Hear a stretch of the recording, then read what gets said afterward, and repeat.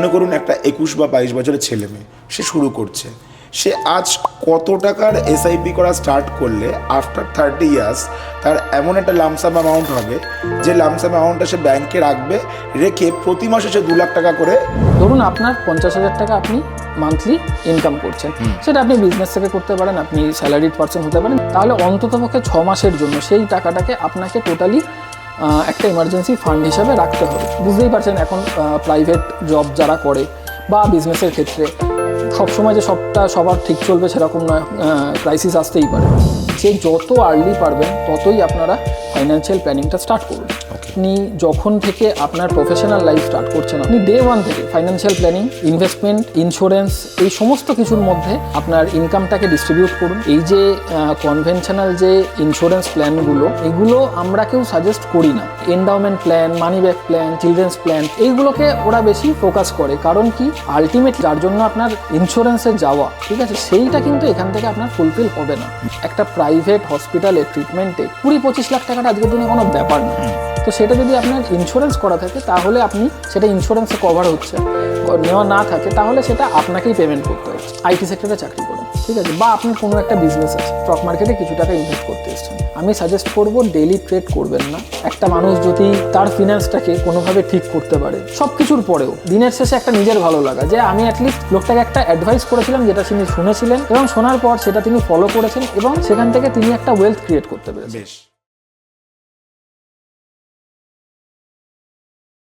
নমস্কার, আমি আপনাদের হোস্ট প্রতীক। ফ্রেমকথা স্টুডিওর আজকের বিশেষ পডকাস্টে আপনাদের সকলকে জানাই স্বাগত। আজকে আমরা যে জিনিসটা নিয়ে আলোচনা করব সেটা মানুষের জীবনের একটা গুরুত্বপূর্ণ জিনিস, আর্থিক পরিকল্পনা বা ফিনান্সিয়াল প্ল্যানিং। আজকে আমাদের স্টুডিওতে উপস্থিত আছেন ঋদ্ধি ফিনমার্টের কর্ণধার আর ইনভেস্টমেন্ট এক্সপার্ট মিস্টার অর্ণব মিত্র। অর্ণবদা, আজকের পডকাস্টে তোমাকে স্বাগত জানাই। ধন্যবাদ প্রতীক, আজকের পডকাস্টটা নিয়ে আমিও খুব এক্সাইটেড। দাদা, আজকের পডকাস্টের শুরুতেই আমার যেটা মাথায় আসছে, যখন আমরা ছোট থেকে একটু বড় হই তখন আশপাশ থেকে একটা কথা আমাদের কানে ভেসে আসে, ফিনান্সিয়াল প্ল্যানিং। একদম। তো এই ফিনান্সিয়াল প্ল্যানিং জিনিসটা প্রত্যেকটা মানুষের জন্য কতটা জরুরি বা আদৌ কি করা উচিত, সেই নিয়ে আমার প্রথম প্রশ্ন আপনার কাছে। ফাইন্যান্সিয়াল প্ল্যানিং সবারই লাইফে শুরু থেকেই করে নেওয়া উচিত। সে যত লেট করবে ততই সে তার ফাইন্যান্সিয়ালি সে উইক হতে থাকবে। এটা যত তাড়াতাড়ি শুরু করা যায় ততটাই আপনার সুবিধা হবে। আর্লি স্টেজ যত আপনি শুরু করতে পারবেন। এবার অনেকেই ভুল করে কি, যে কেউ ব্যাংকে কিছু টাকা ডিপোজিট করছে, মানে সেভিংস অ্যাকাউন্টে পড়ে রয়েছে বা ফিক্সড ডিপোজিট করছে, সেটাকেই তারা ফাইন্যান্সিয়াল প্ল্যান বা ফিউচারের জন্য সেভিংস করছে, এরকম কিছু একটা ভেবে নেয়। অ্যাকচুয়ালি এটা নয়। যেটা আমরা ফাইন্যান্সিয়াল প্ল্যানিং করি সেটা হচ্ছে কি, আপনাকে আপনার যে ইনকাম আপনি করছেন, আপনার যে সোর্স অফ ইনকাম, সেইটার থেকে আপনার কিছু বেসিক খরচা থাকবে, তারপর কিছু আপনার নিডস থাকবে, তারপরে গিয়ে যে টাকাটা আপনি ইনভেস্ট করবেন এবং সেটা বিভিন্ন সেক্টরে আপনাকে ডাইভার্সিফাই করতে হবে, যাতে গিয়ে আপনি ইন ফিউচারে আপনি সেটার থেকে টোটাল বেনিফিটটা আপনি পেতে পারেন। এইটাকেই বলা হয় ফাইন্যান্সিয়াল প্ল্যানিং। তো এটা আপনি শুরু কিভাবে করবেন, সেটা অনেকগুলো স্টেজ আছে। কি আপনি কোন বয়স থেকে শুরু করছেন, আপনি হতে পারে 20 বছর বয়স থেকে শুরু করছেন, আপনি হতে পারে 25 বছর থেকে করছেন, হতে পারে 30 বছর থেকে করছেন। আমার এরকমও ক্লায়েন্ট, আমার নিজের পার্সোনাল ক্লায়েন্ট রয়েছে যারা 50 বছরেও আমাকে জিজ্ঞাসা করছে যে আমি এখন থেকে একটা ফাইন্যান্সিয়াল প্ল্যানিং শুরু করতে চাইছি, তো সেটা কিভাবে করব। তো তিনি অনেকটাই লেট করে ফেলেছেন। অ্যাকচুয়ালি সে তার লাইফের ধরে নিন প্রায় 2/3 লাইফ এমনি উইদাউট ফাইন্যান্সিয়াল প্ল্যানিং সে করে কেটে গেছে। এইবারেরটা তারপরে গিয়ে তার হয়তো রিটায়ারমেন্ট সামনে, তাই জন্য তিনি একটা ফাইন্যান্সিয়াল প্ল্যানিং করতে চাইছেন। তো এর জন্য আমরা সবসময় অ্যাডভাইস করি যে যত আর্লি পারবেন ততই আপনারা ফাইন্যান্সিয়াল প্ল্যানিংটা স্টার্ট করুন। ওকে।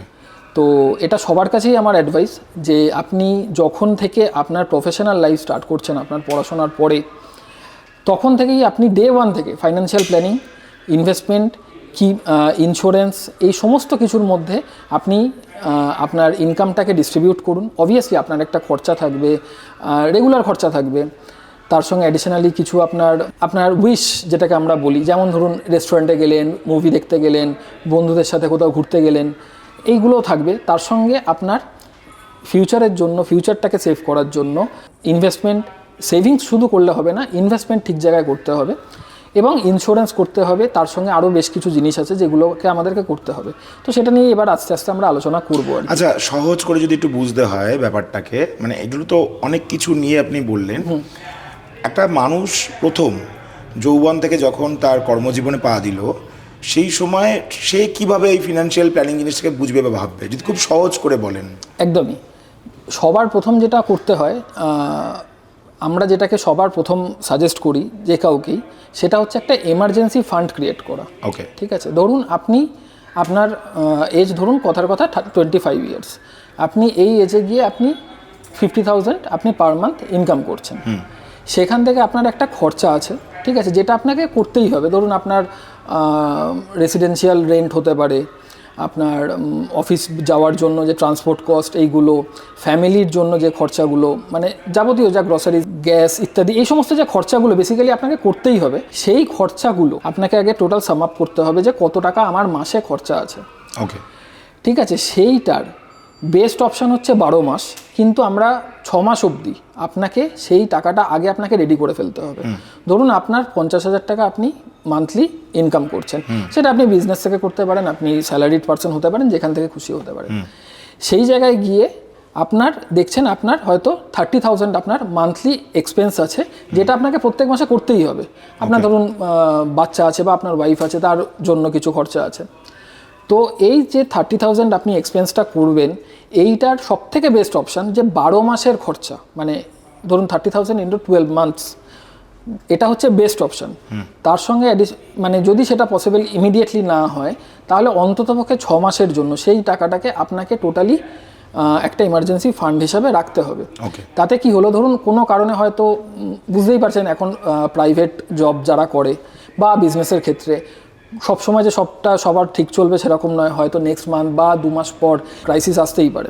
সেই ক্রাইসিস এলে তখন এই এমার্জেন্সি ফান্ডটা দিয়ে আপনার যাতে বেসিক নিডসগুলো কোনো কারণে না আটকায়, তার জন্য এই ফান্ডটাকে ক্রিয়েট করা। তো এটাতে কি হলো, ধরুন আপনাকে একটা নতুন জব খুঁজতে হবে বা সুইচ করছেন কোথাও, তার জন্য আপনাকে একটু টাইম লাগবে, 2 মাস 3 মাস 4 মাস, সেটা হয়তো অনেক সময় 7-8 মাসও হয়ে যেতে পারে, যতক্ষণ না আপনি একটা আপনার পছন্দ মতন জব পাচ্ছেন, আপনার কোয়ালিটি মতন, মানে আপনার কোয়ালিফিকেশান যা সেই অনুযায়ী এরকম একটা জব পাচ্ছেন। তো তার জন্য আমরা সাজেস্ট করি 12 মাস, ওটা হচ্ছে সবথেকে বেস্ট অপশান।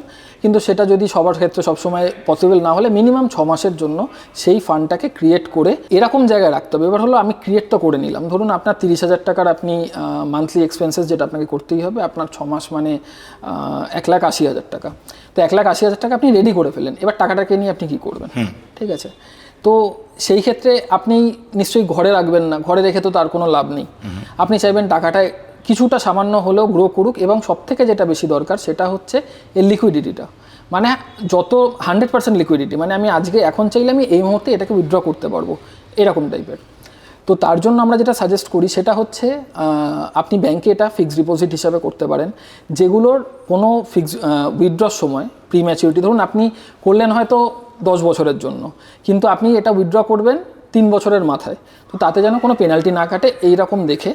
অথবা আরেকটা জিনিস যেটা আমরা খুব বেশি করে ইউজ করি, মিউচুয়াল ফান্ডের মধ্যে একটা স্কিম আছে যেটাকে আমরা লিকুইড ফান্ড বলা হয়, অথবা আপনি আলট্রা শর্ট টার্ম ফান্ড আছে, ওভারনাইট ফান্ড আছে, এরকম ফান্ড কিছু আছে, সেটা নিয়ে আমি পরে ডিসকাস করবো। জাস্ট আমি এখন বলে রাখছি কি যে কেন এই মানে কোথায় রাখা যেতে পারে।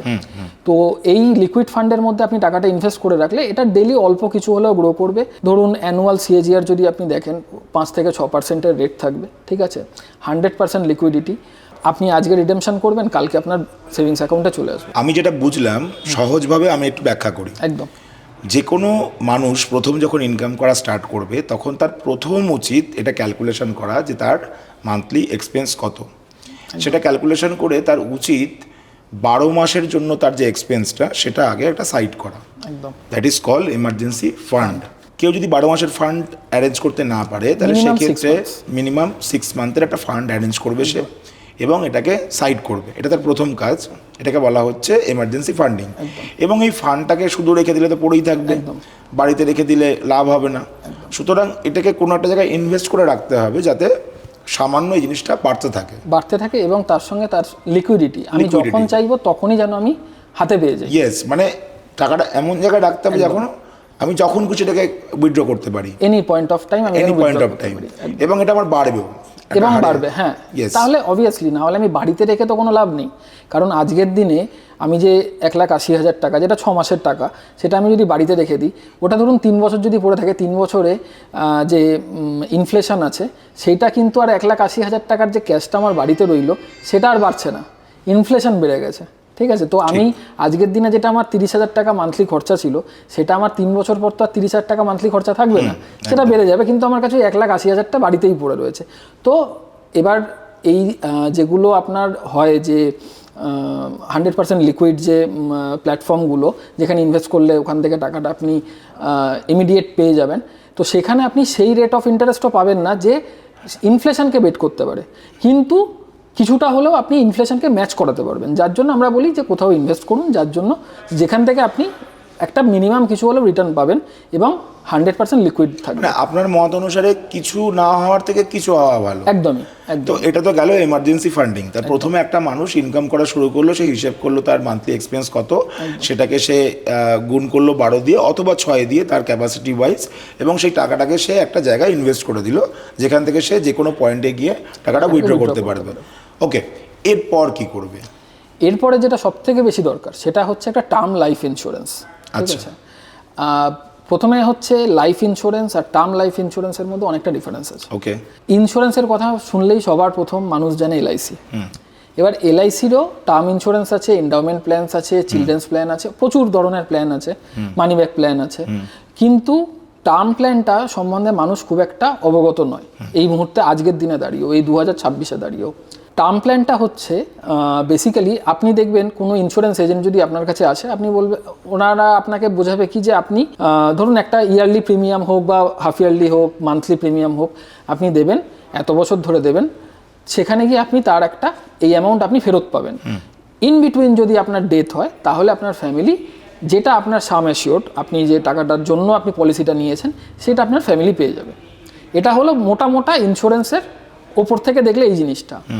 কিন্তু এটাতে আপনার নাম্বার ওয়ান যেটা, সেটা হচ্ছে আপনাকে যে টাকাটা আপনি দিচ্ছেন, মানে প্রিমিয়ামটা, সেটা অনেকটা হাই যে কোনো ইন্স্যুরেন্সের ক্ষেত্রেই। 2 নাম্বার হচ্ছে আপনি যে টাকাটা ফেরত পাচ্ছেন, সেইটা যদি আপনি দেখেন সিএজিআর হিসাবে কত % ফেরত পাচ্ছেন, ওর থেকে আপনাকে ব্যাংক এফডি আপনাকে বেশি রেট দেবে। ঠিক আছে, তো এটা না আপনার ইন্স্যুরেন্স হলো, ঠিক আছে, আর আপনি এখানে না খুব বেশি অ্যামাউন্টের ইন্স্যুরেন্সও পাচ্ছেন না। ঠিক আছে, এখানে হয়তো আপনি 5 লাখের জন্য যত টাকা আপনাকে প্রিমিয়াম দিতে হচ্ছে, আপনি পরে গিয়ে, আমি বলছি কেন টার্মটার কথা, তো সেই জায়গায় আপনি দেখবেন যে এখানে আপনার খুব একটা প্রফিটেবল ডিল নয় এটা। ওকে, ঠিক আছে, তো তাই জন্য আমরা প্রেফার করি টার্ম ইন্স্যুরেন্স, মানে সমস্ত ক্লায়েন্টকেই আমার অ্যাডভাইস করি টার্ম ইন্স্যুরেন্সের জন্য। টার্ম ইন্স্যুরেন্সটা কি, সোজা বেসিক ব্যাপার, ধরুন আপনার একটা 2 হুইলার আছে, আপনাকে তো তার ইন্স্যুরেন্স করতে হয়। ঠিক আছে, আপনি সেই ইন্স্যুরেন্সের যে প্রিমিয়ামটা দিলেন আগামী 1 বছরের জন্য, আপনি ওখান থেকে কোনো টাকা ফেরত পাবেন? না, পাবেন না। কি হলে টাকা ফেরত পাবেন? যদি গাড়ির কোনো অ্যাক্সিডেন্ট হলো, কিছু হলো, ঘটনা ঘটলে তবে আপনি টাকা ফেরত পাবেন, না হলে ওই বছরের টাকাটা কিন্তু আপনার সোজা কথায় জলে গেল। আমার যদি ক্লেম করার কিছু থাকে তাহলেই ফেরত পাবো, তাহলেই ফেরত পাবেন, না হলে টাকাটা জলে গেল। পরিষ্কার এটাই। এই ক্ষেত্রে টার্ম প্ল্যানটা সেটাই, আপনি করলেন, তার একটা প্রিমিয়াম হবে। ঠিক আছে, সেই প্রিমিয়ামটা আপনাকে প্রত্যেক বছর অ্যানুয়াল হোক, মান্থলি হোক, যেরকম মোট যে কোম্পানির সাথে আপনি করবেন তাদের যা স্কিম রয়েছে সেই অনুযায়ী আপনি সেই প্রিমিয়ামটা দিতে থাকছেন। ওকে, তো সেটা আপনার একটা সার্টেন এজ অবধি, ধরুন আপনি ঠিক করলেন যে আপনার 80 বছর বয়স অবধি আপনি দেবেন। ঠিক আছে, এবার ঘটনাচক্রে আপনাকে 80 বছরের মধ্যে যদি আপনি মারা যান, ঠিক আছে, তবে গিয়ে আপনার যে নমিনি থাকবে, মানে আপনার ফ্যামিলির যে কেউ, সে গিয়ে তখন টাকাটা পাবে। এবার এইখানে মেন নর্মাল যে আমাদের কনভেনশনাল যে ইন্স্যুরেন্স পলিসিগুলো, তার সঙ্গে এর কি ডিফারেন্স, সেটা হচ্ছে এর, ধরুন আপনার ওখানে 5 লাখ টাকার জন্য যে প্রিমিয়াম দিতে হয়, এখানে আপনি সেটা দিয়েই প্রায় 1 কোটি টাকার আপনি সাম ইনশিওর আপনি ভ্যালু পেয়ে যাবেন। ওকে, ঠিক আছে, ধরুন আপনার যদি 25 বছর বয়স হয়, ঠিক আছে, তাহলে আপনি 15,000 টাকা 20,000 টাকা এরকম কিছু প্রিমিয়াম দিয়ে অ্যানুয়াল আপনি প্রায় 1 কোটি টাকার আপনি সাম ইনশিওর পেয়ে যাবেন। ঠিক আছে, এবার এখানে কি হচ্ছে, আপনি যদি আপনার ডেথ কেস হবে তারপরেই আপনি টাকাটা পাবেন, এরকম নয় যে আপনার 80 বছর অবধি যদি আপনি বেঁচে রইলেন তারপর আপনার ফ্যামিলি টাকাটা পাবে, এরকম কিন্তু হবে না। ওকে, ঠিক আছে, এটা পুরোটাই আপনি যতক্ষণ অবধি বেঁচে আছেন, যদি 80 বছরের মধ্যে মারা যান তবে গিয়েই আপনি টাকাটা পাবেন, আর যদি না মারা যান তাহলে আপনি আর কিছুই পাচ্ছেন না। বেসিক্যালি যেরকম 2 হুইলার 4 হুইলারের ইন্স্যুরেন্স হয় সেরকমই। এই ক্ষেত্রে শুধু একটাই জিনিস কি, যে আপনি দেখুন 80 বছর আজকের দিনে আমাদের লাইফ এক্সপেক্টেন্সি প্রায় ধরুন সেটা 65 থেকে 70-তে নেমে এসছে, ঠিক আছে? তো 80 বছর একদম ঠিকঠাক আছে। সেই হিসাবে আপনি যদি 80 বছরে করেন, আপনার ছেলে মেয়ে, ঠিক আছে, তার জন্য একটা মানে 5 লাখ টাকার ইন্স্যুরেন্স পাওয়ার থেকে একটা 1 crore ইন্স্যুরেন্স ভ্যালু পাওয়া, সেটা অনেক বেশি অ্যাডভান্টেজ হবে। আরেকটা কথা, কিছু ইন্স্যুরেন্স কোম্পানি রিসেন্টলি স্টার্ট করেছে কি, রিটার্ন অফ প্রিমিয়াম, ঠিক আছে? সেই ক্ষেত্রে প্রিমিয়ামটা একটু বেশি পড়ে, ঠিক আছে? এটাতে যেমন আমি কি বললাম যে 80 বছরের মধ্যে যদি আপনি মারা না যান তাহলে আর আপনি কিছুই পাচ্ছেন না। কিছু করেছে কি কোম্পানি, যারা আপনার একটু প্রিমিয়ামটা হাই করবে, করে আপনাকে যদি 80 বছর, সেই 80 বছর সেম টার্মই রইল, যদি তার মধ্যে আপনি মারা না যান, আপনি যত টাকার প্রিমিয়াম দিয়েছেন তত টাকা আপনাকে ফেরত দিয়ে দেবে। কিছু আপনি এক্সট্রা বেনিফিট পেলেন না, কিন্তু আপনি যে টাকাটা দিয়েছিলেন সেটা আপনি ফেরত পেয়ে গেলেন, ঠিক আছে?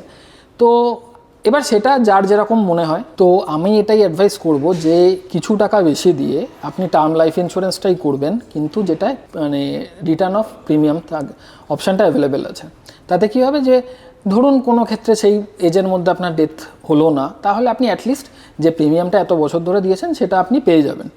আপনি ওই 1 কোটি টাকা যেটা আপনি ধরুন সাম ইনশোর্ড করেছিলেন সেইটা আপনি পেলেন না, ঠিক আছে, কিন্তু এটা আপনার অ্যাটলিস্ট যে টাকাটা আপনি দিয়েছিলেন সেটা আপনি পেয়ে গেলেন। বেশ, এইটা গেল টার্ম লাইফ ইন্স্যুরেন্স। তার মানে আপনি বলতে চাইছেন যে টার্ম লাইফ ইন্স্যুরেন্স আগে আমরা যেমন বুঝতাম যে LIC করা মানেই একটা ইন্স্যুরেন্স নেওয়া, তো না, সেটা একদমই নয়, একদমই নয়। তো আজকের দিনের মডার্ন ফাইন্যান্সিয়াল প্ল্যানিংয়ে এই যে কনভেনশনাল যে ইন্স্যুরেন্স প্ল্যানগুলো, এগুলো আমরা কেউ সাজেস্ট করি না, ঠিক আছে? এগুলো হচ্ছে কিছু ইনভেস্টমেন্ট আপনার কাছে আসবে, কীরকম ইন্স্যুরেন্স কোম্পানি বা আপনার LIC এরা যারা এদের যারা এজেন্ট আছে, বা ডাইরেক্ট যদি আসে, বা ব্যাংকের থ্রু দিয়ে দেখবেন, আপনি ব্যাংকে গেলে বলবে আপনি একটা ইন্স্যুরেন্স করুন, ঠিক আছে? ওরা বেসিক্যালি না এই endowment plan, money back plan, children's plan, এইগুলোকে ওরা বেশি ফোকাস করে। কারণ কি, এতে না মানে এটা একটা কনভেনশনাল আপনার ইন্স্যুরেন্স প্ল্যান, যেটাতে আপনার দীর্ঘদিন ধরে চলে আসছে, টাকা আপনার ঠিকই থাকবে, নর্মাল একটা গ্রো হ্যান ত্যান সবই ঠিক আছে, কিন্তু আলটিমেটলি যার জন্য আপনার ইন্স্যুরেন্সে যাওয়া, ঠিক আছে, সেইটা কিন্তু এখান থেকে আপনার ফুলফিল হবে না। বেশ, তার মানে প্রথম হচ্ছে আমার একটা এমার্জেন্সি ফান্ড তৈরি হলো, একদম। তারপরে গিয়ে আমরা একটা টার্ম ইন্স্যুরেন্স নিয়ে নিলাম। যে টার্ম ইন্স্যুরেন্সটা এখন মডিফাইড যে ভার্সন আপনি বলছেন, যেখানে গিয়ে প্রিমিয়ামটাও ফেরত পাওয়া যায়, একদম। মানে যে টেনিওর ওদের আছে আর কি, 80 বছর টেনিওর থাকে আপনি বলছেন। আপনি 80 বছর, সেটা আপনি কেউ কোনো কোম্পানি 100 বছর অবধিও দিচ্ছে। ওকে, মানে তার মধ্যে যদি আমার ডেথ না হয় তাহলে আমি প্রিমিয়ামটা মানে পেয়ে যাবো, ব্যাক পেয়ে যাবো, একদম ব্যাক করে দেবো। আর কিছু ক্ষেত্রে দেখা যাচ্ছে যে মানে প্রিমিয়ামটা আমার কম, সেক্ষেত্রে আমার ওই টেনিওরে যদি আমার ডেথ হয় তাহলে আমি ডেথ বেনিফিট পাবো, বাট প্রিমিয়ামটা ব্যাক পাবো, আপনার ফ্যামিলি পাবে, বাট প্রিমিয়ামটা ব্যাক হবে না। অবভিয়াসলি আমি মরে গেলে আমি কি করে পাবো? আপনি তো পাবেন না। ওটা অ্যাকচুয়ালি করাই হচ্ছে আপনার ফ্যামিলির জন্য, আপনার জন্য নয়। আপনি রোজগার করছেন বলে আপনি একটা ফ্যামিলি আপনার তৈরি করেছেন, আপনার ওয়াইফ, আপনার ছেলে মেয়ে, ঠিক আছে? আপনি যদি রোজগার না করতেন হয়তো সেই রাস্তায় যেতেন না, ঠিক আছে? তো যেহেতু রোজগার করছেন আপনি করেছেন। এবার ধরুন আপনার একটা যে কোনো কারণেই হয়তো আপনার মিডল এজেই কোনো মানে অ্যাক্সিডেন্টাল কেস হোক, কিছু হোক, মানে হতেই পারে, এটা তো লাইফ তো খুবই আনসার্টেন। তো সেই ক্ষেত্রে আপনার ফ্যামিলির যাতে কোনো প্রবলেম না হয়, এটা কিন্তু পার্টিকুলারলি এই জন্যই করা, আর কোনো কারণ নেই। ওকে, ফিনান্সিয়াল প্ল্যানিং বলতে আমি এখনও যা বুঝতে পারছি যে প্রথম তো আমার পরিবারের খরচা সিকিউর করলাম আমি, একদম। দ্বিতীয়ত যেটা করলাম সেটা হচ্ছে আমার পরিবারকে সিকিউর করলাম, যদি কিনা আমি না থাকি, একদম। কারণ যেখানে আমি ওয়ার্কিং মেম্বার, আমার যদি কিছু হয় তাহলে আমার পরিবারের কি হবে, তাকে আমি সিকিউর করলাম। এরপর কি করতে হবে? এরপরে যেটা করতে হবে সেটা হচ্ছে সবথেকে আজকের দিনে যেটা মানে মানুষের মাথা খারাপ হয়ে যাচ্ছে, সেটা হচ্ছে মেডিকেল এক্সপেন্সেস। ওকে, ঠিক আছে? মানে ধরুন যে কোনো কারণেই একটা আপনার যদি কোনো কারণে ধরুন জ্বর এলো, ঠিক আছে, ধরুন ডেঙ্গু হলো, ডাক্তার বললো হসপিটালাইজড হতে, ঠিক আছে, আপনি নর্মাল যে কোনো একটা প্রাইভেট হসপিটালে যান, 2 থেকে 2.5 লাখ টাকার বিল বানিয়ে দেবে, কিছুই নয়, হয়তো হার্ডলি স্যালাইন এইসবই চালাবে, রেস্টে থাকবেন। এটাই বেসিক্যালি ডেঙ্গুর তো খুব একটা ট্রিটমেন্ট হয় না, ওটাই রেস্টে থাকা, প্যারাসিটামল দেওয়া, প্লেটলেটের কাউন্ট বাড়ানো, এরকম। এবার এর ওপরেও অনেক কিছু তো মানে মানুষের শরীর খারাপ হতে পারে। তো সেই ক্ষেত্রে গিয়ে একটা হিউজ মেডিকেল এক্সপেন্সেস আজকের দিনে আমরা ফেস করি, ঠিক আছে? যাতে গিয়ে দেখেছি কোনো বড় ধরনের যদি কোনো শরীর খারাপ হয়, তো সেই ক্ষেত্রে গিয়ে মানে একটা প্রাইভেট হসপিটালে ট্রিটমেন্টে 20-25 লাখ টাকাটা আজকের দিনে কোনো ব্যাপার না, মানে জাস্ট চোখের নিমেষে বেরিয়ে যাবে। তো সেটা যদি আপনার ইন্স্যুরেন্স করা থাকে তাহলে আপনি সেটা ইন্স্যুরেন্সে কভার হচ্ছে। যদি ইন্স্যুরেন্স না কভার নেওয়া না থাকে তাহলে সেটা আপনাকেই পেমেন্ট করতে হচ্ছে। তো সেই দিক থেকে আমার তাহলে যখন থেকে আমি ইনকামটা স্টার্ট করছি তাহলে আমার এটাই উচিত যে আমি হেলথ ইন্স্যুরেন্সটা নিয়ে নিই। এবার অনেক সময় কী হয় দেখবেন, কর্পোরেট কোম্পানিগুলো তাদের এমপ্লয়ীদের এবং তার ফ্যামিলির জন্য কিছু ইন্স্যুরেন্স তারা প্রোভাইড করে, সেটা কাজে দেয়, ঠিক আছে, সেটা বাজে কিছু বলছি না, কিন্তু তার সঙ্গে অ্যাডিশনালি আমি সবসময় সাজেস্ট করি প্রত্যেককেই একটা আলাদা করে পার্সোনালি ইন্স্যুরেন্স নিয়ে রাখা দরকার। কারণ কি হয়, কিছু কিছু ইন্স্যুরেন্স প্ল্যান আছে হেলথ ইন্স্যুরেন্সের যে তাদের শুরুর দিকে আপনি সমস্ত বেনিফিট পাবেন না, কিছুটা ওয়েটিং পিরিয়ড আছে। ধরুন আপনার হার্টের কিছু একটা প্রবলেম আছে প্রি এক্সিস্টিং, ঠিক আছে, সেই ক্ষেত্রে আপনি ডে 1 থেকে পাবেন না, তার জন্য আপনাকে কিছুদিন ওয়েট করতে হবে, ঠিক আছে। তো এবার ধরুন আপনি একটা কোম্পানিতে আজকে চাকরি করছেন, তারা আপনাকে সবটা দিচ্ছে, ঠিক আছে, আপনি 3 বছরের মাথায় গিয়ে কোম্পানি সুইচ করলেন, তখন গিয়ে তার কাছে আবার পুরোটা নতুন, তখন আবার আপনাকে সেই ওয়েটিং পিরিয়ডে চলে যেতে হবে। তার থেকে বেটার কি আপনার কাছে নিজের একটা পার্সোনাল রইলো, ঠিক আছে, কোম্পানির যা রইলো, তাতে যা যা বেনিফিটস আপনি পাচ্ছেন সে তো পাচ্ছেনই, তার সঙ্গে অ্যাডিশনালি যেটা রইলো আপনার নিজের পার্সোনালটা, সেখান থেকে আপনি টোটাল একটা কভার পেলেন। আপনাকে প্রি এক্সিস্টিং কিছু কারো থাকতেই পারে, ঠিক আছে, তো সেই ক্ষেত্রে আপনাকে প্রি এক্সিস্টিংয়ের জন্য কিছুটা যা ওয়েটিং পিরিয়ড আছে সেইটা আপনার কভার হয়ে গেল, তারপরে গিয়ে আপনি পুরোটাই পেয়ে যাচ্ছেন। এখন এই ইন্স্যুরেন্সের একটা বিশাল অ্যাডভান্টেজ যেটা রিসেন্টলি গভর্নমেন্ট চেঞ্জ করেছে, যেটা হচ্ছে লাইফ ইন্স্যুরেন্স এবং হেলথ ইন্স্যুরেন্স দুটোর ক্ষেত্রেই আপনার জিএসটি লাগতো, ঠিক আছে, 18% জিএসটি ছিল। হেলথ ইন্স্যুরেন্সে 18% ছিল, আর লাইফ ইন্স্যুরেন্সে ওই 5% ছিল, তারপরে কিছুটা চেঞ্জ হতো 2 বছর প্রিমিয়াম দেওয়ার পর, এরকম ছিল।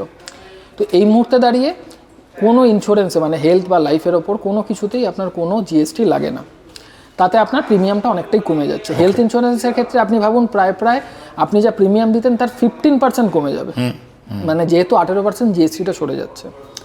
তো এই দিক থেকে একটা বিশাল অ্যাডভান্টেজ গভর্নমেন্টও আপনাকে দিয়েছে, যে কারণেই হোক দিয়েছে, এত তো বলা যাবে না কেন দিয়েছে, কিন্তু যে কারণেই হোক দিয়েছে আপনি সেই অ্যাডভান্টেজটা নিন। আমি এটা সবাইকে অ্যাডভাইস করব যে হেলথ ইন্স্যুরেন্স সবসময়ের জন্য নিন।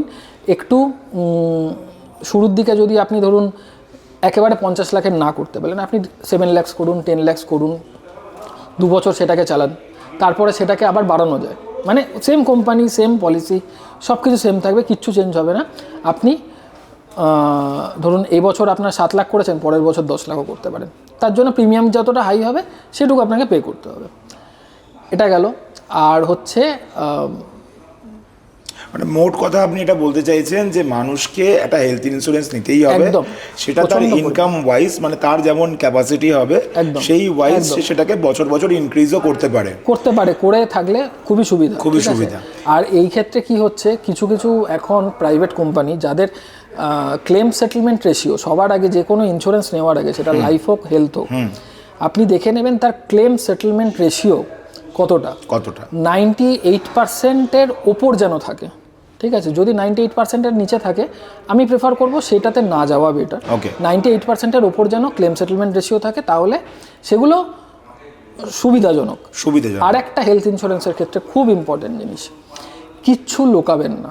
যখন আপনি হেলথ ইন্স্যুরেন্স নিচ্ছেন, আপনার যদি কোনো প্রি এক্সিস্টিং ডিজিজ থেকে থাকে সেটা প্রথমেই ডিক্লেয়ার করে দিক, তাতে হলো এক্সট্রা প্রিমিয়াম দিতে হলো বা হলো না, যেটাই হোক আপনার শুরুতেই সবটা ক্লিয়ার হয়ে যাবে। ধরুন আপনার একটা কার্ডিওলজিক্যাল ইস্যু আছে, আপনি সেটা আগে থেকে ডিসক্লোজ করলেন না, আপনি নর্মাল বললেন না আমি একদম ফিট অ্যান্ড ফাইন, আমি একটা হেলথ ইন্স্যুরেন্স করিয়ে নিলাম, তাতে প্রিমিয়ামও কম, সবই ঠিক আছে। এইবারে গিয়ে আপনার ধরুন 5 বছর পরে গিয়ে আপনার একটা লিভার রিলেটেড কোনো সমস্যা হলো, আপনাকে হসপিটালে অ্যাডমিট হতে হলো। হসপিটালে অ্যাডমিট হতে গিয়ে আপনাকে ডাক্তার জিজ্ঞাসা করবে আপনি কী ওষুধ খান, তো সেখানে আপনি বললেন যে আমি এই ওষুধটা খাই, আপনি যেই বলে দিলেন সেই ওষুধটা তো কার্ডিওলজির ওষুধ, মানে হার্ট রিলেটেড ওষুধ। বলে আপনি যেটা খান তাহলে মানে এবার যখন ডাক্তার তো সেটা রিপোর্টেও দিয়ে দেবে, সেই রিপোর্ট যাবে মেডিক্লেমের কাছে মানে হেলথ ইন্স্যুরেন্স কোম্পানির কাছে, তখনই হেলথ ইন্স্যুরেন্স আপনাকে ক্রস করবে যে আপনি তো আপনার যে হার্টের প্রবলেম আছে সেটা তো আগে থেকে ডিসক্লোজ করেন না। এটা তো এরকমও হতে পারে, মনে করুন যে আমি ইন্স্যুরেন্সটা নিয়েছি অনেক আগে, বাট ইন্স্যুরেন্স যখন নিয়েছিলাম তখন আমি ফিট অ্যান্ড ফাইন ছিলাম, একদম হতে বাট তারপরে গিয়ে আমার এই ইস্যুটা এসছে। একদম হতে এটা আমি আলাদা করে ডাক্তার দেখিয়েছি, এখন ট্রিটমেন্ট করাচ্ছি, খুব প্রিলিমিনারি স্টেজ, এরপর গিয়ে আমার লিভারের কোনো প্রবলেম হলো, একদম। তো সেক্ষেত্রে কি হবে? ধরুন আপনাকে তো প্রত্যেক বছর প্রিমিয়ামটা দিতে হচ্ছে, ধরুন আপনি এই বছরের প্রিমিয়ামটা দিয়েছেন, দেওয়ার পর রানিং চলছে, ধরুন গত 5 বছর ধরে চলে আসছে, এই বছরে রিনিউ করেছেন, করার 3 মাস পর আপনার কিছু একটা প্রবলেম হয়েছে, তাতে গিয়ে আপনার টেস্ট করলেন, তাতে ধরা পড়েছে যে আপনার হার্টের একটা মাইনর ইস্যু আছে, সেটার আপনাকে আর ইমিডিয়েট তো আপনি কিছু করতে পারছেন না। আপনি যখন পরের বছর প্রিমিয়ামটা দেবেন তখন আপনাকে সেই হেলথ ইন্স্যুরেন্স কোম্পানিকে ইনফর্ম করতে হবে যে আমার এই সমস্যাটা দেখা দিয়েছে, আর সেটার জন্য কিছুটা আগে থেকে আপনাকে জানাতে হবে। ধরুন আপনি যদি নর্মাল রিনিউয়াল হয় তাহলে আপনি তো দিনের দিনই রিনিউয়াল করে নিতে পারবেন, ওখান থেকে একটা পেমেন্ট লিঙ্ক আর যদি আসবে। এই ট্রানজিট পিরিয়ডে হয়, মানে মনে করুন আমার এটা ধরা পড়েছে, আমার এখনো মানে রিনিউ করার ডেট বাকি রয়েছে, দেরি আছে, ইন বিটুইন আমার আরো সেই কিছু প্রবলেম ক্ষেত্রে হলো, মানে ডাক্তারকে সেইভাবেই আপনি কথা বলবেন, মানে ডাক্তার যেন সেটা ডাক্তারকে আপনাকে বোঝাতে হবে যে এটা আমার এখনই ধরা পড়েছে, ওকে, ঠিক আছে, কারণ এর আগে ছিল না আমার, ঠিক আছে। মানে এর কি কোনো টেনিয়ার আছে যে এতদিনের মধ্যে হলে ঠিক আছে, বাট এতদিন পুরানো হলে ঠিক নেই, এরকম কিছু? না, ওরকম কিছু নেই। আপনার ধরুন আপনার কিছু একটা সমস্যা রয়েছে, ঠিক আছে, সেই সমস্যাটা আপনার আগে থেকে রয়েছে, ঠিক আছে, সেটা আপনি যখন প্রথম নিচ্ছেন হেলথ ইন্স্যুরেন্সটা তখন আপনি ডিসক্লোজ করলেন না, সেই ক্ষেত্রে গিয়ে পরে প্রবলেম হতে পারে। এবার ধরুন আপনি সেটা ডিসক্লোজ করলেন, সেই ক্ষেত্রে আপনার প্রিমিয়াম কিছুটা বাড়বে, ঠিক আছে। আপনার হয়তো তারা একটা মেডিকেল টেস্টও করাতে পারে যে কি সিচুয়েশনে এখন আছে, যে কাস্টমার সে তো বললো যে তার মতন করে একটা হার্টের প্রবলেম আছে, তো তার এখন কি স্টেজে আছে সেটা দেখে নিয়ে আমি তার কত প্রিমিয়াম হবে সেটা তখন আমি আপনাকে জানাবো, মানে as a health insurance company আমি কথাটা বললাম আর কি। এটা হলো বেসিক ব্যাপার। আর যদি ধরুন আপনার ইন্স্যুরেন্সটা চলতে গিয়ে আপনি মাঝখানে গিয়ে কিছু ধরা পড়লো, তো সেটার সব থেকে বেস্ট অপশন হচ্ছে নেক্সট যে প্রিমিয়ামটা দেবেন তার আগে সেটা আপনি হেলথ ইন্স্যুরেন্স কোম্পানিকে জানিয়ে দিন যে আমার এই সমস্যাটা এই ডেটে ধরা পড়েছে। আপনি বেসিক্যালি কিছুই না, ডাক্তারের কাছে যাবেন একটা কমপ্লেন নিয়ে, তবেই না ধরা পড়বে। ডাক্তারের কাছে গেলেন, ডাক্তার আপনাকে কিছু টেস্ট করতে দেবে, টেস্টটা করালেন, তার রিপোর্ট এলো, ডাক্তার তার প্রেসক্রিপশনে সেইগুলো লিখবেন বাঁদিকে, ঠিক আছে, তাতেই ওটা আপনার এসে গেল যে এটাই প্রমাণ যে আমার এটা এই দিনকে টেস্ট করা হয়েছিল, এই তার মানে টেস্টের রিপোর্ট, ডাক্তারের প্রেসক্রিপশন, আমার এটা আজ থেকে বা এই ডেট থেকে আমার এটা ধরা পড়েছে। এটা আমি আপনাকে নেক্সট প্রিমিয়াম রিনিউয়াল করার আগেই আমি আপনাকে জানিয়ে দিলাম। এর জন্য যদি প্রিমিয়াম বাড়ে সেটা আপনাকে পে করতে হবে। ওকে, এটা আমি বুঝতে পারলাম। তার মানে আমরা একটা হেলথ ইন্স্যুরেন্স নিচ্ছি যেটা আমাদের জন্য খুব দরকার, সেটা আমরা নিজেদের ইনকাম ওয়াইজ নেব, যার যেমন ক্ষমতা আছে। আচ্ছা, মোটামুটি একটা যদি আন্দাজ দেন, আমাকে যদি একটা হেলথ ইন্স্যুরেন্স এরকম নিতে হয় যেটা কিনা মনে করুন 1 ইয়ার কভার করবে, তো তাহলে তার প্রিমিয়াম কেমন হবে? এটা ডিপেন্ড করে আপনার এজের ওপর, ঠিক আছে। আর লাইফ ইন্স্যুরেন্সের সঙ্গে হেলথ ইন্স্যুরেন্সের একটা ডিফারেন্স আছে। লাইফ ইন্স্যুরেন্স আপনি ধরুন কম এজে যত নেবেন আপনার যে প্রিমিয়ামটা হয়ে গেল ওটাই ফিক্স থাকবে, ঠিক আছে, ওটা আপনি 70 বছর বয়সে গিয়েও সেই প্রিমিয়ামটাই দেবেন। হেলথ ইন্স্যুরেন্সের ক্ষেত্রে সেটা হয় না। তো এটা আপনার এজের ওপর ডিপেন্ড করবে আপনার প্রিমিয়াম কতটা হবে। ধরুন আপনি যখন শুরু করেছেন আপনার 25 বছর বয়স, তখন যে প্রিমিয়ামটা আপনি দিচ্ছেন আপনার যখনই 30 বছর হয়ে যাবে তখন আপনার প্রিমিয়ামটা অটোমেটিক বেড়ে যাবে। এবার কি হয়, এর সাথে আর একটা ব্যাপার আছে যে এটা আপনি আপনার ইন্ডিভিজুয়াল পারপাসেও নিতে পারেন, আপনার ফ্যামিলির জন্যও নিতে পারেন, ঠিক আছে। ধরুন আপনার ওয়াইফ, আপনার ছেলে মেয়ে যা আছে আর কি, যতজন আপনার ওপর ডিপেন্ডেন্ট, আপনার বাবা মার ওপরও নিতে পারেন। তো এই যে স্ল্যাবটা বাড়া এটা কিন্তু তাদের ওপরেও অ্যাপ্লিকেবল হবে, ঠিক আছে। ধরুন আপনার ছেলে, ঠিক আছে, তার 5 বছর বয়স, তখন একরকম হবে, সে যখন 10 বছর হয়ে যাবে তার স্ল্যাবটা বেড়ে যাবে। তো এই করে এটা আপনাকে আমি কোনো ওইভাবে আইডিয়া লাগিয়ে বলা যায় না, কারণ বিভিন্ন লোকের বিভিন্ন রকম এজ, ঠিক আছে। তো মোটামুটি আপনি এটা জেনে রাখবেন যে যত আপনি কম এজে স্টার্ট করবেন তত আপনাকে কম প্রিমিয়াম দিতে হবে, কিন্তু এটা ডে বাই ডে ইনক্রিজ করবে। কিন্তু যখন এটার অ্যাডভান্টেজ এটাই যে যখন আপনি বিপদে পড়বেন তখন আপনাকে এই এসে বাঁচাবে, অন্য কেউ বাঁচাবে না। এটা হলো হেলথ ইন্স্যুরেন্সের মেন ফান্ডা হেলথ ইন্স্যুরেন্সের। ওকে, তো আমরা 3টে পার্ট দেখে নিলাম ফিনান্সিয়াল প্ল্যানিংয়ের। আমি আবার একটু সাম আপ করছি। প্রথম পার্টে ছিল আমাদের এক্সপেন্স ক্যালকুলেট করা এবং সেটার জন্য একটা এমার্জেন্সি ফান্ড তৈরি করা। দ্বিতীয়তে আমরা পেলাম term life insurance. Term life insurance, এবং সেটা কতটা আলাদা মানে ট্র্যাডিশনাল ইন্স্যুরেন্সের থেকে সেটাও আমরা বুঝলাম। এবং তৃতীয় যে পার্টটা আমরা দেখছি, তৃতীয় পার্টটায় আমরা পেলাম হেলথ ইন্স্যুরেন্স। কারণ একটা মানুষের জীবনে দৈনন্দিন কাজের মধ্যে থেকে আমাদের যে দিনগুলো কাটে, আমাদের যখন যা খুশি হতে পারে, একটা অ্যাক্সিডেন্ট হতে পারে, একটা রোগ হতে পারে, যে কোনো টাইপের যা খুশি হতে পারে। এবং আজকের ডেটে যে কোনো ধরনের রোগ হলে বা যা কিছু হলে যে কোনো নার্সিং হোমেই প্রচুর টাকা খরচা, একদম মানে তার জন্য একটা তো পয়সা আলাদা করে রাখতেই হয়, সেটার জন্যই হেলথ ইন্স্যুরেন্স। এরপর কি করবে? এরপরে যেটা আপনাকে করতে হবে সেটা হচ্ছে আপনাকে ইকুইটি বা ইকুইটি রিলেটেড যে ইনস্ট্রুমেন্টসগুলো তাতে ইনভেস্ট করা। এতক্ষণ গেল না, আপনি সেভ করছেন নিজের জন্য, নাম্বার 1 এমার্জেন্সি ফান্ড, তারপরে হলো আপনার ফ্যামিলির জন্য টার্ম লাইফ ইন্স্যুরেন্স, তারপরে হলো আপনার শরীরের সমস্যার জন্য আপনার এবং আপনার ফ্যামিলির হেলথ ইন্স্যুরেন্স। এরপরে আসছে এবার আপনি এগুলো টোটালি আপনার গেল সেভ করার জন্য। এইবার আপনি যে টাকাটা রোজগার করছেন সেটাকে তো গ্রো করাতে হবে একটা ওয়েলথ ক্রিয়েশনের জন্য। তো এই মুহূর্তে দাঁড়িয়ে ইন্ডিয়াতে ইনফ্লেশনকে বিট করতে পারে একমাত্র ইকুইটি অথবা ইকুইটি রিলেটেড যে সমস্ত ইনস্ট্রুমেন্টগুলো আছে। তো সেটার জন্য ইকুইটি বলতেই বেসিক্যালি যেটা আসে সেটা হচ্ছে স্টক মার্কেট। ঠিক আছে, তো স্টক মার্কেট হলো নাম্বার 1 অপশন। আর নাম্বার 2 হচ্ছে ইকুইটি রিলেটেড যে অপশানসগুলো, তার মধ্যে বেস্ট অপশান হচ্ছে মিউচুয়াল ফান্ডস। ওকে, ঠিক আছে, তো স্টক মার্কেটে আপনি যদি নতুন হন, ঠিক আছে, আমি সবসময় অ্যাডভাইস করব যে ডাইরেক্ট স্টক মার্কেটে না যেতে। তাতে কি হয়, আপনি ধরুন একটা এক্সচেঞ্জে, মানে ধরুন ন্যাশনাল স্টক এক্সচেঞ্জ বা বম্বে স্টক এক্সচেঞ্জ, এই যে স্টক এক্সচেঞ্জগুলো আমাদের আছে, যে নিফটি বা সেন্সেক্স এগুলো শুনে থাকবেন, এগুলো হচ্ছে এদের ইন্ডেক্স।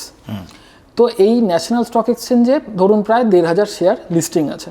ঠিক আছে, বিভিন্ন ক্যাটাগরি, কোনোটা অটোমোবাইল, কোনোটা ম্যানুফ্যাকচারিং, কোনোটা ইনফ্রাস্ট্রাকচার, বিভিন্ন সেক্টর আছে, এফএমসিজি। ঠিক আছে, তো কোন সেক্টর কবে চলবে, কিভাবে চলবে, তার মধ্যে কোন শেয়ারটা চলবে, তার প্রমোটার কী ভাবছে, মানে কোম্পানির যে প্রমোটার্স যারা রয়েছে তাদের আন্ডারস্ট্যান্ডিংয়ের ওপর কোম্পানিটা চলছে। ঠিক আছে, ধরুন অটোমোবাইলস, ঠিক আছে, অটোমোবাইলসের মধ্যে টাটা মোটরস পড়ে, অশোকা লেল্যান্ড পড়ে, হিরো মোটোকর্প পড়ে। ঠিক আছে, টাটা মোটরস হচ্ছে ছোট গাড়িও বানায়, বড় গাড়িও বানায়, মানে ট্রাক এই জাতীয়, কমার্শিয়াল সব কিছুই বানায়। আপনার হিরো মোটোকর্প কিন্তু বেসিক্যালি 2 হুইলার বানায়। অশোকা লেল্যান্ড ওরা সব বড় কমার্শিয়াল ভেহিকেলস, মানে ট্রান্সপোর্ট রিলেটেড যে ভেহিকেলসগুলো আর কি, সেইগুলো বানায়। তো ধরুন পুরোটাই অটোমোবাইল সেক্টরে পড়ছে। এবার টাটা মোটরসের প্রমোটার আর হিরো মোটোকর্পের প্রমোটার একটা পজিটিভ থিঙ্কিং নিয়ে চলছেন। ওনারা যেভাবে তাদের বিজনেসটা করছেন, অশোকা লেল্যান্ড হয়তো সেটা করতে পারছে না। আপনি কি ইনভেস্ট করেছেন অশোকা লেল্যান্ডে, আপনি জানেন যে অটোমোবাইলসে যাবো, অশোকা লেল্যান্ডসে করেছেন। আপনি দেখছেন আপনার পাশ দিয়ে টাটা মোটরস বেরিয়ে যাচ্ছে, হিরো মোটোকর্প বেরিয়ে যাচ্ছে, কিন্তু অশোকা লেল্যান্ড চলছে না। এইটা হলো স্টক মার্কেটের ক্ষেত্রে সব থেকে বড় সমস্যা, যে স্টক সিলেকশন। আপনি কোনটাকে এখানে একটু দাঁড় করাবো আপনাকে। কেন দাঁড় করাচ্ছি, আজকাল আমরা তো সোশ্যাল মিডিয়ার উপর খুব নির্ভরশীল। একদম, তো সোশ্যাল মিডিয়া খুললেই এরকম প্রচুর টিপ দেওয়ার লোক আছে, যে বলছে আমার ইনস্টাগ্রাম চ্যানেলটা ফলো করো বা আমার টেলিগ্রামটা ফলো করো, ওখানে গিয়ে আমি তোমাকে টিপ দেবো, সকালবেলা মার্কেট খুললে তুমি সেই টিপ অনুযায়ী ইনভেস্ট করো বা ট্রেডিং করো, ইনভেস্ট না ট্রেডিং করো, এবং সন্ধ্যেবেলার মধ্যে প্রফিট গেইন করে নাও। অনেকে টেস্টিমনি দিচ্ছে যে আমি গত সপ্তাহে 1.5 লাখ কামিয়েছি, 2 লাখ কামিয়েছি, গত মাসে 10 লাখ কামিয়েছি, কেউ কেউ দেখাচ্ছে অ্যাকাউন্টের ব্যালেন্স দেখাচ্ছে, এবং প্রচুর মানুষ করছেও। তো আমরা কি করে বুঝবো কে সঠিক কথা বলছে? আমরা তো লেম্যান, আমরা তো জানি না। দেখুন, যদি এটা আমাকে জিজ্ঞাসা করেন, আমি বলবো করবেন না। ওকে, আমি সোজা কথা, একটাই কথা, করবেন না। এবার যদি বলেন যে কেন, এই জন্যেই যে আমার স্টক মার্কেটে প্রায় 19 বছর হতে চললো। ঠিক আছে, তো এই ফিনান্সিয়াল মার্কেট নিয়ে আমি যা হতে পারে, ঠিক আছে, আমি সব কিছুই আমি এক্সপিরিয়েন্স করে ফেলেছি। এতে আমি আপনাকে একটা জিনিস আমি অ্যাসিওর করতে পারি, স্টক মার্কেট আপনাকে টাকা বানিয়ে দেবে। কখন দেবে? যেটা আপনাকে একটা ইনভেস্টমেন্ট করে রাখলেন একটা লং টাইমের জন্য, সে আপনাকে টাকা বানিয়ে দেবে। ঠিক আছে, আপনি ধরুন আইটিসির শেয়ার কিনেছেন 100টা, কিনে আপনি ছেড়ে দিয়েছেন, ঠিক আছে, সে আপনাকে 10 বছরে টাকা বানিয়ে দেবে। আপনি রোজ যদি আইটিসি কেনেন আর বেচেন, তাহলে আপনার কোনো দিনও আপনি কোনো মানে নেট ওই 10 বছরে গিয়ে যদি রেজাল্ট দেখবেন আপনার জিরো। অ্যাকচুয়ালি ওটা 10 বছরও যাবে না, আপনি যে টাকাটা নিয়ে ট্রেড করতে নেমেছেন সেটা তার অনেক আগেই জিরো হয়ে যাবে। জিরো হয়ে যাবে। ঠিক আছে, এবার কিছু কিছু ক্ষেত্রে অনেকে এখন বলে যে কম টাকায় অপশনস, ওটা একটা platform, future and options derivative platform stock মার্কেটেরই। তো সেই ক্ষেত্রে সেটাতে রিস্কটা লিমিটেড থাকে, কিন্তু গেন হলে প্রচুর হতে পারে। এটা হচ্ছে একটা বেসিক ফান্ডা, এত ডিটেলসে আমি এই পডকাস্টে পসিবল নয় সেটা বোঝানো। এটা হলো বেসিক ফান্ডা। যদি আপনি কল অপশানসে যান, ঠিক আছে, বা পুট অপশানসে যান, যেই অপশানসেই যান না কেন, পারচেস করে যদি আপনি ট্রেড করেন তাহলে আপনার লসটা লিমিটেড, যতটুকু আপনি কিনেছেন শুধু সেটাই জিরো হতে পারে। আর এর পোটেনশিয়াল আনলিমিটেড, যেখানে খুশি যেতে পারে ওপরে দাম। কিন্তু না জেনে করবেন না। এবার আপনি ধরুন সারাদিন এটা নিয়েই পড়ে আছেন, রিসার্চ করছেন কোন শেয়ার চলবে, তার ফান্ডামেন্টালস কী, টেকনিক্যালস কী, সব কিছু সেইটা নিয়ে আপনি বসে বসে রিসার্চ করছেন, সেইটাকে আপনি আপনার ট্রেডে আপনি নিয়ে আসছেন, সেই ক্ষেত্রে ঠিক আছে, মানা যায়। কিন্তু ধরুন আপনি আইটি সেক্টরে চাকরি করেন, ঠিক আছে, বা আপনার কোনো একটা বিজনেস আছে, অ্যাডিশনালি আপনি এখানে স্টক মার্কেটে কিছু টাকা ইনভেস্ট করতে এসেছেন, আমি সাজেস্ট করব ডেইলি ট্রেড করবেন না, অপশান ফিউচার মানে ডেরিভেটিভ যে প্ল্যাটফর্ম একদমই যাবেন না। ইকুইটিতে আপনারা ভালো ভালো কিছু ব্লু চিপ শেয়ার কিনে রাখুন লং টার্ম পারপাসে, সেইগুলো আপনাকে একটা লং টার্মে ভালো গ্রোথ দেবে। ঠিক আছে, তার মানে একটা জিনিস আমি খুব ভালো করে বুঝতে পারছি যে আপনি বলতে চাইছেন যে এই ইন্ট্রাডে বা অপশন যেগুলো আছে, যেগুলো মানে শর্ট টার্ম মার্কেট আর কি, সকালে ইনভেস্ট করলাম, বিকেলে রিটার্ন নিয়ে নিলাম, সেক্ষেত্রে চান্সেস ইজ ভেরি হাই কি আমার পয়সা চলে যাবেই, আমার পয়সা থাকবে না। চান্সেস হাই নয়, চলে যাবেই, মানে এটা ফিক্স যে আমার পয়সা চলে যাবেই। আর আপনি বলছেন যে মানুষকে করা উচিত ইনভেস্টমেন্ট, মানে একদম কোনো কোম্পানির শেয়ারে আমি ইনভেস্ট করলাম লং টার্মের জন্য, সে আমাকে পয়সা বানিয়ে দিল। একদম কোম্পানিও গ্রোথ করবে, আপনিও হচ্ছে তার সঙ্গে আপনার শেয়ারের প্রাইস বাড়বে, আপনিও গ্রো করবেন। ঠিক আছে, কিন্তু এবার ওই ক্ষেত্রে চলে আসে কি যে স্টক সিলেকশনটা, কোন শেয়ারটার আগামী দিনে আপনার ঠিকঠাকভাবে পারফর্ম করবে সেইটা চলে আসে। এই জন্য সবথেকে বেস্ট অপশন মানে একদম যারা ধরুন এটাকে একটা নিজের শুধু ওয়েলথ ক্রিয়েশনের জন্য ইকুইটি প্ল্যাটফর্মটাকে চুজ করেছে, ফুল টাইম জব নয়, শুধু তার ওয়েলথ ক্রিয়েশনটাই দরকার, টাকা কোথা থেকে এলো সে দেখে দরকার নেই, সেই ক্ষেত্রে বেস্ট অপশন হচ্ছে মিউচুয়াল ফান্ড। ঠিক আছে, এইবারে মিউচুয়াল ফান্ডের মধ্যে আপনি যদি ইনভেস্টমেন্ট করলেন, এখানে আপনার বিভিন্ন ধরনের ক্যাটাগরি আছে, সেইখানে আপনি তার ফান্ড ম্যানেজার্স আছে, ঠিক আছে, প্রত্যেকটা ফান্ডেরই ফান্ড ম্যানেজার হয়, তারা ফান্ডটাকে ম্যানেজ করে, তারা একটা ইনভেস্টারদের থেকে টাকা পুল করে। ঠিক আছে, ধরুন আপনি যে টাকাটা ইনভেস্ট করছেন সেইটা তারা গিয়ে আগেও তো কোথাও ইনভেস্ট করবে, তারাও স্টক মার্কেটে ইনভেস্ট করছে, কিন্তু তাদের কাছে এই যে কিউমুলেটিভ যে টাকাটা এতটাই হিউজ অ্যামাউন্ট, তাদের কাছে প্রচুর অপশানস। আপনি ধরুন যদি আমি বললাম না যে অশোকা লেল্যান্ডের শেয়ারটা কিনেছেন, কিনে আপনার হাত খালি, আপনি যে পাশ দিয়ে দুজন বেরিয়ে যাচ্ছে তাদের শেয়ার কেনার টাকা আপনার কাছে নেই, ঠিক আছে, আপনাকে অশোক লেল্যান্ড হয় ধরে বসে রাখতে হবে, অথবা সেটা লসে বিক্রি করে অন্যগুলোয় শিফট করতে হবে। এদের ক্ষেত্রে সেই অপশানটা অনেকটা ইজি, কারণ এদের কাছে না প্রচুর হিউজ অ্যামাউন্টের টাকা আছে, তো ওরা তিনটেতেই হয়তো ইনভেস্ট করে আছে। ঠিক আছে, তো অশোকা লেল্যান্ড চললো না, টাটা মোটরস, হিরো মোটোকপ চললো, তাতে ওরা রিটার্ন জেনারেট করে নিল। তো আর এদের রিসার্চ, বিশাল একটা রিসার্চ টিম থাকে, প্রচুর স্ট্যাটিস্টিক এরা ফলো করে, তো এইসব করে এরা মিউচুয়াল ফান্ডে টাকা ইনভেস্ট করে। এবার মিউচুয়াল ফান্ডেরও বিভিন্ন ক্যাটাগরিজ আছে, লার্জ ক্যাপ আছে, মিড ক্যাপ আছে, স্মল ক্যাপ আছে, এগুলো ইকুইটির বলছি, এরপরে ফ্লেক্সি ক্যাপ, মাল্টি ক্যাপ, এরকম প্রচুর ক্যাটাগরিজ আছে। এছাড়া আছে আপনার কিছু ইন্ডেক্স ফান্ড আছে, তারপরে আপনার কিছু সেক্টরাল বা থিমেটিক ফান্ড আছে। ঠিক আছে, তো বেসিক্যালি এইগুলো হচ্ছে ক্যাটাগরি ওয়াইজ ইকুইটি মিউচুয়াল ফান্ডের অপশানস। ঠিক আছে, এবার একজন লোক যদি আজকের দিনে ভাবে যে মিউচুয়াল ফান্ডে সে ইনভেস্টমেন্ট করবে, তো কীভাবে সে স্টার্ট করবে? ফার্স্ট যেটা তার লাগবে সেটা হচ্ছে গিয়ে একটা তাকে কেওয়াইসি করে নিতে হয় সবসময়ের জন্য। ঠিক আছে, এটা একটা ওয়ান টাইম প্রসেস। একটা ডিম্যাট অ্যাকাউন্ট তো লাগছে একটা? না, মিউচুয়াল ফান্ডের ক্ষেত্রে ডিম্যাট অ্যাকাউন্ট ম্যান্ডেটরি নয়, থাকলে আপনি ডিম্যাটে আপনি করতেই পারেন, কিন্তু না হলেও আপনার মিউচুয়াল ফান্ডে আপনি ইনভেস্ট করতে পারবেন।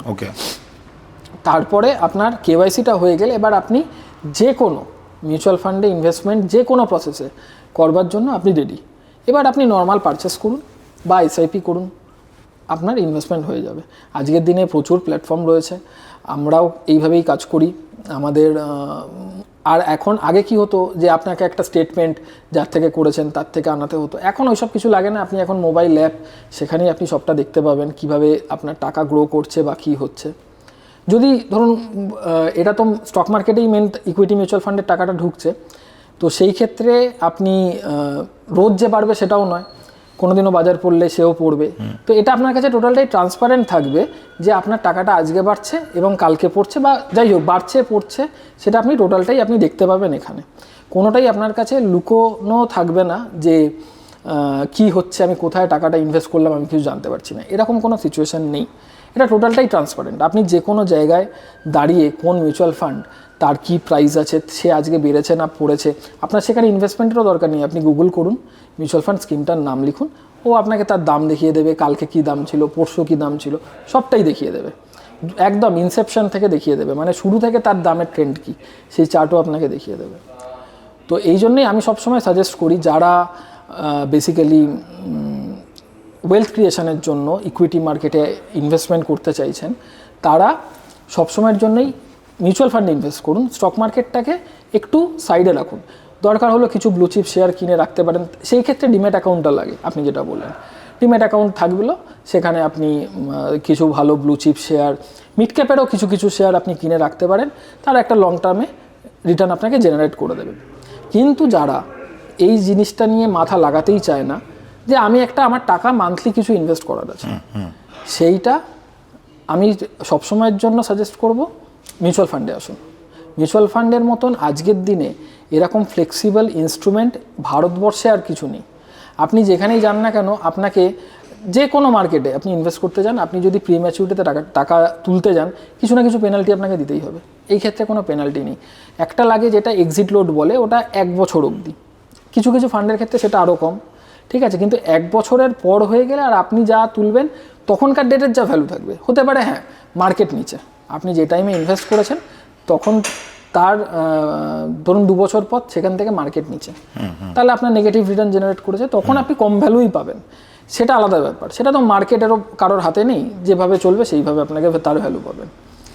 কিন্তু যেটা আপনার কাছে অ্যাডভান্টেজ থাকবে যে আপনি কোনো আপনাকে পেনাল্টি দিতে হচ্ছে না, কাউকে এক্সট্রা কোনো চার্জ দিতে হচ্ছে না, মার্কেটের ওপর নিচ তো আছেই, সেটা আপনার হাতে নেই। তো সেই জন্যই আমি সবসময়ের জন্য মিউচুয়াল ফান্ডটাকে আমি সাজেস্ট করি ইনভেস্টরদেরকে, যে আপনারা মিউচুয়াল ফান্ডে ইনভেস্ট করুন যদি আপনারা লং টার্মে আপনাদের ওয়েলথ ক্রিয়েট করতে চান। মোটামুটি আপনি ধরুন 12 থেকে 14% CAGR মানে কম্পাউন্ডেড অ্যানুয়াল গ্রোথে আপনার ফান্ড গ্রো করবে। এটা প্রত্যেক বছরই যে এটা তার মানে 12% বা 14% রিটার্ন পাচ্ছেন এরকমও নয়। কোনো বছর হয়তো 20% পেতে পারেন, কোনো বছর হয়তো নেগেটিভে হয়তো 10% পেতে পারেন, ঠিক আছে। তো আমরা তাই জন্য যেটাকে করি সেটা হচ্ছে আমরা CAGR বলি, কম্পাউন্ডেড অ্যানুয়াল গ্রোথ রেট, যেটা আপনাকে টোটাল টাকাটাকে কম্পাউন্ড করে আপনাকে একটা লং টার্মে 12 থেকে 14%-এর মিনিমাম রিটার্ন জেনারেট করে দেবে।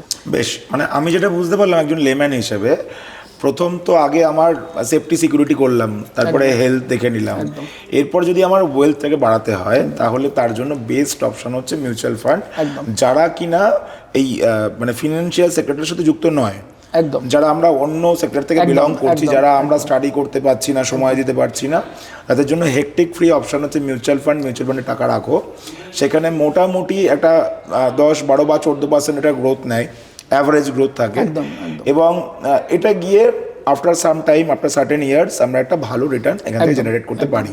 বেশ, তো আমরা তো মনে করুন মিউচুয়াল ফান্ড করে নিলাম। মিউচুয়াল ফান্ড আমরা কি মিউচুয়াল ফান্ড করবো যাতে আমাদের রিটার্নটা বেটার আসে? প্রথমে আমাকে এটা জানতে হবে। তো আজকে তো মার্কেটে অনেকেই মিউচুয়াল ফান্ড নিয়ে কথা বলছে, মিউচুয়াল ফান্ড করাচ্ছে। একজন সাধারণ মানুষ যদি একজন আপনার মতন এক্সপার্টের কাছে যায়, আপনি তাকে কোন মিউচুয়াল ফান্ডগুলো করার জন্য সাজেস্ট করবেন? একদমই, সেটা ডিপেন্ড করছে, অনেকগুলো ক্রাইটেরিয়া থাকে। সবার প্রথম হচ্ছে আপনার এজ, তারপর আপনি কতটা রিস্ক নিতে পারবেন, ঠিক আছে। ধরুন আপনি 25 বছর যদি আপনার বয়স হয়, আপনি যতটা রিস্ক নেবেন আপনার টাকা নিয়ে, আপনি 50 বছরে গিয়ে ততটা রিস্ক আপনি নেবেন না, ঠিক আছে। কারণ কি 25 বছরে গিয়ে যদি আপনি 10 লাখ টাকা ইনভেস্ট করেন, সেটা যে কোনো মার্কেটেই, শুধু মিউচুয়াল ফান্ড বলছি না, স্টক মার্কেট হোক বা যে কোনো মার্কেটে, সেই টাকাটা যদি ধরুন কোনো কারণে লস হয়েও যায়, আপনার কাছে যেটা থাকবে সেটা হচ্ছে আপনার বয়স, আপনি সেটা আগামী দিনে রিকভার করতে পারবেন। 50 বছরে গিয়ে সেটা পসিবল, মানে পসিবিলিটিটা কমে যায় তার, ঠিক আছে। কি একটা লোকের তো অলরেডি 50 বছর 55 বছর বয়স হয়ে গেছে, সে তার কাছে একটা হিউজ অ্যামাউন্ট যদি হঠাৎ করে চলে যায়, সেটাকে ফিরিয়ে আনা খুব চাপের ব্যাপার হয়ে যায়। আপনি কম বয়সে, তাহলে আপনি এজটা আপনার কাছে ফ্যাক্টর হয়ে যায় না। এখানে একটা প্রশ্ন আছে আমার, যেখানে আমি একজন এক্সপার্টের পরামর্শ নিয়ে ইনভেস্ট করব, এবং আমাদের এক্সপার্টরা যখন রিসার্চ করছে রীতিমতো এটাকে নিয়ে, তখন কীরকম চান্স আছে যে আমার পুরো ইনভেস্টমেন্টটাই জলে চলে যাবে? ওরকম হয় না, মিউচুয়াল ফান্ডের ক্ষেত্রে সেটা হবে না, ঠিক আছে। কিন্তু আমি আপনাকে বললাম কেন, আপনি কতটা রিস্ক আপনি নিতে পারবেন। ওকে, ঠিক আছে, আপনি 25 বছর 30 বছর বয়সে যে রিস্কটা নিতে পারবেন, আপনার বাবা সেই বয়স আপনার বাবা এই টাইমেই সেই রিস্কটা নিতে পারবে না। এটা হলো বেসিক, ঠিক আছে। তো তাই জন্য আমরা যারা ধরুন কম এজের, যারা রিসেন্ট মানে ইনকাম করা স্টার্ট করেছে, তাদের ক্ষেত্রে আমরা সাজেস্ট করি সবসময় ইকুইটি মিউচুয়াল ফান্ডেই ইনভেস্ট করার জন্য। এবার ধরুন যারা বয়স্ক লোক, তাদের জন্য আলাদা প্ল্যাটফর্ম আছে, মিউচুয়াল ফান্ডেই আলাদা ক্যাটাগরি আছে, সেটা আমি আসছি। এই যেটা মিউচুয়াল ফান্ড ইনভেস্টমেন্ট, এটা দুরকমভাবে করা যায়, ঠিক আছে। একটা হচ্ছে ওয়ান টাইম, ঠিক আছে, মানে আপনি একবারে কিছু টাকা ইনভেস্ট করে দিলেন, 1 লাখ 2 লাখ 5 লাখ, আপনি ইভেন আপনি 1000 টাকাও কোনো মিউচুয়াল ফান্ডে ওয়ান টাইমে আপনি 1000 টাকাও ইনভেস্ট করতে পারেন, 5000, আপনার যা ক্যাপাসিটি, ঠিক আছে। আর একটা অপশান হচ্ছে যেটাকে আমরা এসআইপি বলি, সিস্টেমেটিক ইনভেস্টমেন্ট প্ল্যান। এই যে এসআইপি, আপনি আজকের দিনে কল্পনা করতে পারবেন না, আপনি যে কোনো একটা মার্কেটে ইনভেস্ট করতে গেছেন, আপনি সেখানে মিনিমাম কত টাকা ইনভেস্ট করতে পারবেন আপনার ধারণা অনুযায়ী? নিজে ইনভেস্টমেন্ট করলে নিজের যে ক্যাপাসিটি সেরকমই করবে না, মিনিমাম সে তো তাকে তো আপনাকে অ্যালাউ করতে হবে। আচ্ছা, হ্যাঁ, যে আপনি আমাকে মিনিমাম এত টাকা আপনি ইনভেস্ট করতে হবে। সেটা হয়তো এসআইপির ক্ষেত্রে 100 টাকাও করা যায় দিনে। হ্যাঁ, একদমই, দিনে নয়, মান্থলি আপনি 100 টাকা মান্থলিও করতে পারবেন, ঠিক আছে। মান্থলি 100 টাকা থেকেও আপনি স্টার্ট করতে পারবেন। সব মিউচুয়াল ফান্ডে হয়তো হয় না, কিছু কিছু মিউচুয়াল ফান্ডে হয়। আর 500 টাকা, 1000 টাকা থেকে আপনি যে কোনো মিউচুয়াল ফান্ডে ইনভেস্টমেন্ট স্টার্ট করতে পারবেন এসআইপি হিসাবে। এবার কি হয়, যারা ধরুন স্যালারিড পারসন, তাদের ক্ষেত্রে এটা একটা খুব বেস্ট অপশান অ্যাকচুয়ালি, ঠিক আছে। যে তাদের যেরকম ইনকাম আসছে সেই অনুযায়ী তারা যেটা, এই আপনার এমার্জেন্সি ফান্ড ক্রিয়েট হয়ে গেল, টার্ম ইন্স্যুরেন্স হয়ে গেল, হেলথ ইন্স্যুরেন্স হয়ে গেল, তারপর গিয়ে যে টাকাটা তারা ইনভেস্ট করতে চাইছে মান্থলি ওয়াইজ তারা এখানে ইনভেস্ট করছে। এইটা হলো এসআইপি, ঠিক আছে। একটা সার্টেন পিরিয়ড দিয়ে দিল, ধরুন 25 বছর হলে আপনি চাইছেন আপনি রিটায়ার করবেন 60 বছর বয়সে গিয়ে, তাহলে আপনার কাছে আসছে মোটামুটি 35 বছর। 35 বছরে আপনি চাইছেন 5000 টাকা করে ইনভেস্ট করবেন, ঠিক আছে। তো এইটা আপনি 35 বছর ধরে 5000 টাকা পার মান্থ আপনি ইনভেস্ট করছেন। 35 বছরের সিএজিআরে যা আপনি রিটার্ন পাবেন, এটা আপনার রিটায়ারমেন্ট কর্পাস হিসাবে আপনাকে আর কেউ দেবে না এই পৃথিবীতে, এটুকুর গ্যারেন্টি আছে। কি পাবেন না পাবেন সেই সব অ্যামাউন্ট ফিগার নিয়ে কথা বলে লাভ নেই, ঠিক আছে। কেউই জানে না এক্স্যাক্ট কী ফিগার হবে। আমরা যেটা ক্যালকুলেট করি 12 থেকে 14% সিএজিআর আপনি পেয়ে যাবেন, ঠিক আছে।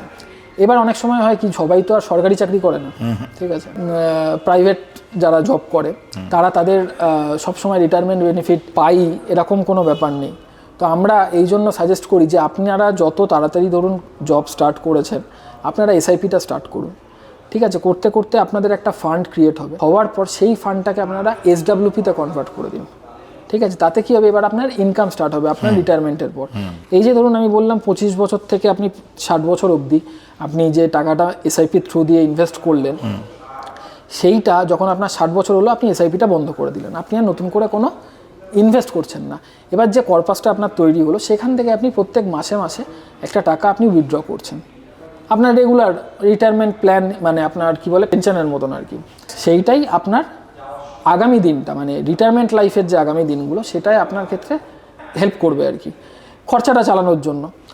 এছাড়াও আপনার ধরুন আমরা যেরকম করি, আপনি যদি মানে এসডব্লিউপি, পৃথিবীতে বলেন না যে 7টা আশ্চর্যের জিনিস আছে, অ্যাকচুয়ালি 8 নম্বরও একটা আছে, সেটা হচ্ছে এই এসডব্লিউপিটা, ঠিক আছে। কীরকমভাবে দেখুন, আপনি যদি ধরুন কথার কথা আপনি এই কদিনে একটা 1 কোটি টাকার ফান্ড বানিয়ে ফেলেছেন 35 বছরে, তো 1 কোটি টাকা থেকে আপনি চাইছেন মান্থলি আপনি 6%, এই অ্যানুয়াল 6% করে আপনি উইথড্র করবেন, ঠিক আছে। তাহলে আপনি মান্থলিতে সেটা আসবে, তাহলে আপনার ধরুন 50,000 করে আপনার 60 বছর বয়স থেকে আপনি পেতে থাকবেন, ঠিক আছে।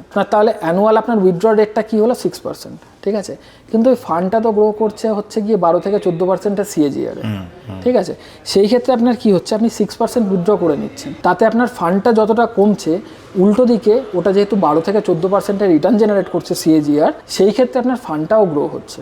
তো এই 1 কোটি টাকাটা কোনো দিনই তো শেষ হবে না, আপনার যতদিন আপনি বেঁচে থাকবেন ততদিন আপনি ওর অ্যাডভান্টেজ পাবেন। দ্বিতীয়, টাকাটা গ্রো করবে, ঠিক আছে। এটা হচ্ছে এসডব্লিউপির সবথেকে বড় প্লাস পয়েন্ট।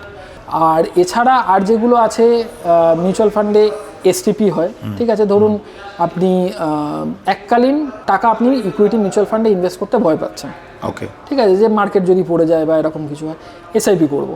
ঠিক আছে, কিন্তু এসআইপির জন্য আপনি মান্থলি আপনি টাকা দেবেন না। সেই ক্ষেত্রে কি হয়, কিছু কিছু লিকুইড ফান্ডে আপনি ধরুন একটা এককালীন টাকা দিয়ে রাখলেন, সেখান থেকে প্রত্যেক মাসে একটা ফিক্সড রেটে সেই কোম্পানিরই ইকুইটি মিউচুয়াল ফান্ডে যেটা আপনি চুজ করছেন সেটাতে ট্রান্সফার হয়ে যাবে। এটাকে বলা হয় এসটিপি। তো মানে এসআইপি, এসটিপি আর এসডব্লিউপি, এই তিনটে হচ্ছে আপনার মিউচুয়াল ফান্ডের আজকের দিনে সব থেকে বেশি ট্রেন্ডি জিনিস। তা অ্যাডিশনালি যেটা থাকছে লামসাম ওয়ান টাইম পারচেস, সেটা সব সময়ের জন্যই থাকছে। এই বিটগুলো হলো আপনি কিভাবে ইনভেস্টমেন্ট করবেন, অপারেশনসটা বেসিক্যালি উইথড্র করবার হলে কি করে করবেন, এইগুলো। ইকুইটি মিউচুয়াল ফান্ডের পরে আরও কিছু জিনিস রয়েছে যেগুলোকে আমরা ডেট মিউচুয়াল ফান্ড বলি, যেগুলো বেসিক্যালি মানি মার্কেটের মধ্যে ইনভেস্টমেন্ট হয়, ঠিক আছে, যেমন গভর্নমেন্ট বন্ডস, বিভিন্ন ধরনের মানি মার্কেট, এইসবের মধ্যে ইনভেস্টমেন্ট হয়। ডেট মিউচুয়াল ফান্ডগুলো কি হয়, এরা ইকুইটি মিউচুয়াল ফান্ডে ইনভেস্ট করে, ইকুইটি মার্কেটে ইনভেস্ট করে না। এরা বেসিক্যালি বিভিন্ন যে মানি মার্কেট ইনস্ট্রুমেন্টগুলো আছে, যেমন গভর্নমেন্ট বন্ডস, বিভিন্ন ধরনের মানি মার্কেট স্কিম, ঠিক আছে, ইন্টারেস্ট ইল্ড বন্ড যেগুলো, সেই সবে ইনভেস্ট করে। তো এগুলো আপনার মানে অপেক্ষাকৃত মার্কেটের রিস্কটা নেই, তাই জন্য সেফ, তবে এদের রিটার্নটাও এরা মানে কম দেয় আর কি। আর এছাড়া আর কিছু কিছু রয়েছে যেগুলো হচ্ছে আপনার ডেট আর ইকুইটি মিলিয়ে, ঠিক আছে, সেইটাকে বলা হয় হাইব্রিড ফান্ড। হাইব্রিড ফান্ডগুলোর মধ্যে ইকুইটিরও একটা পার্সেন্টেজ থাকে, আপনার ডেট ইনস্ট্রুমেন্টেরও একটা পার্সেন্টেজ থাকে।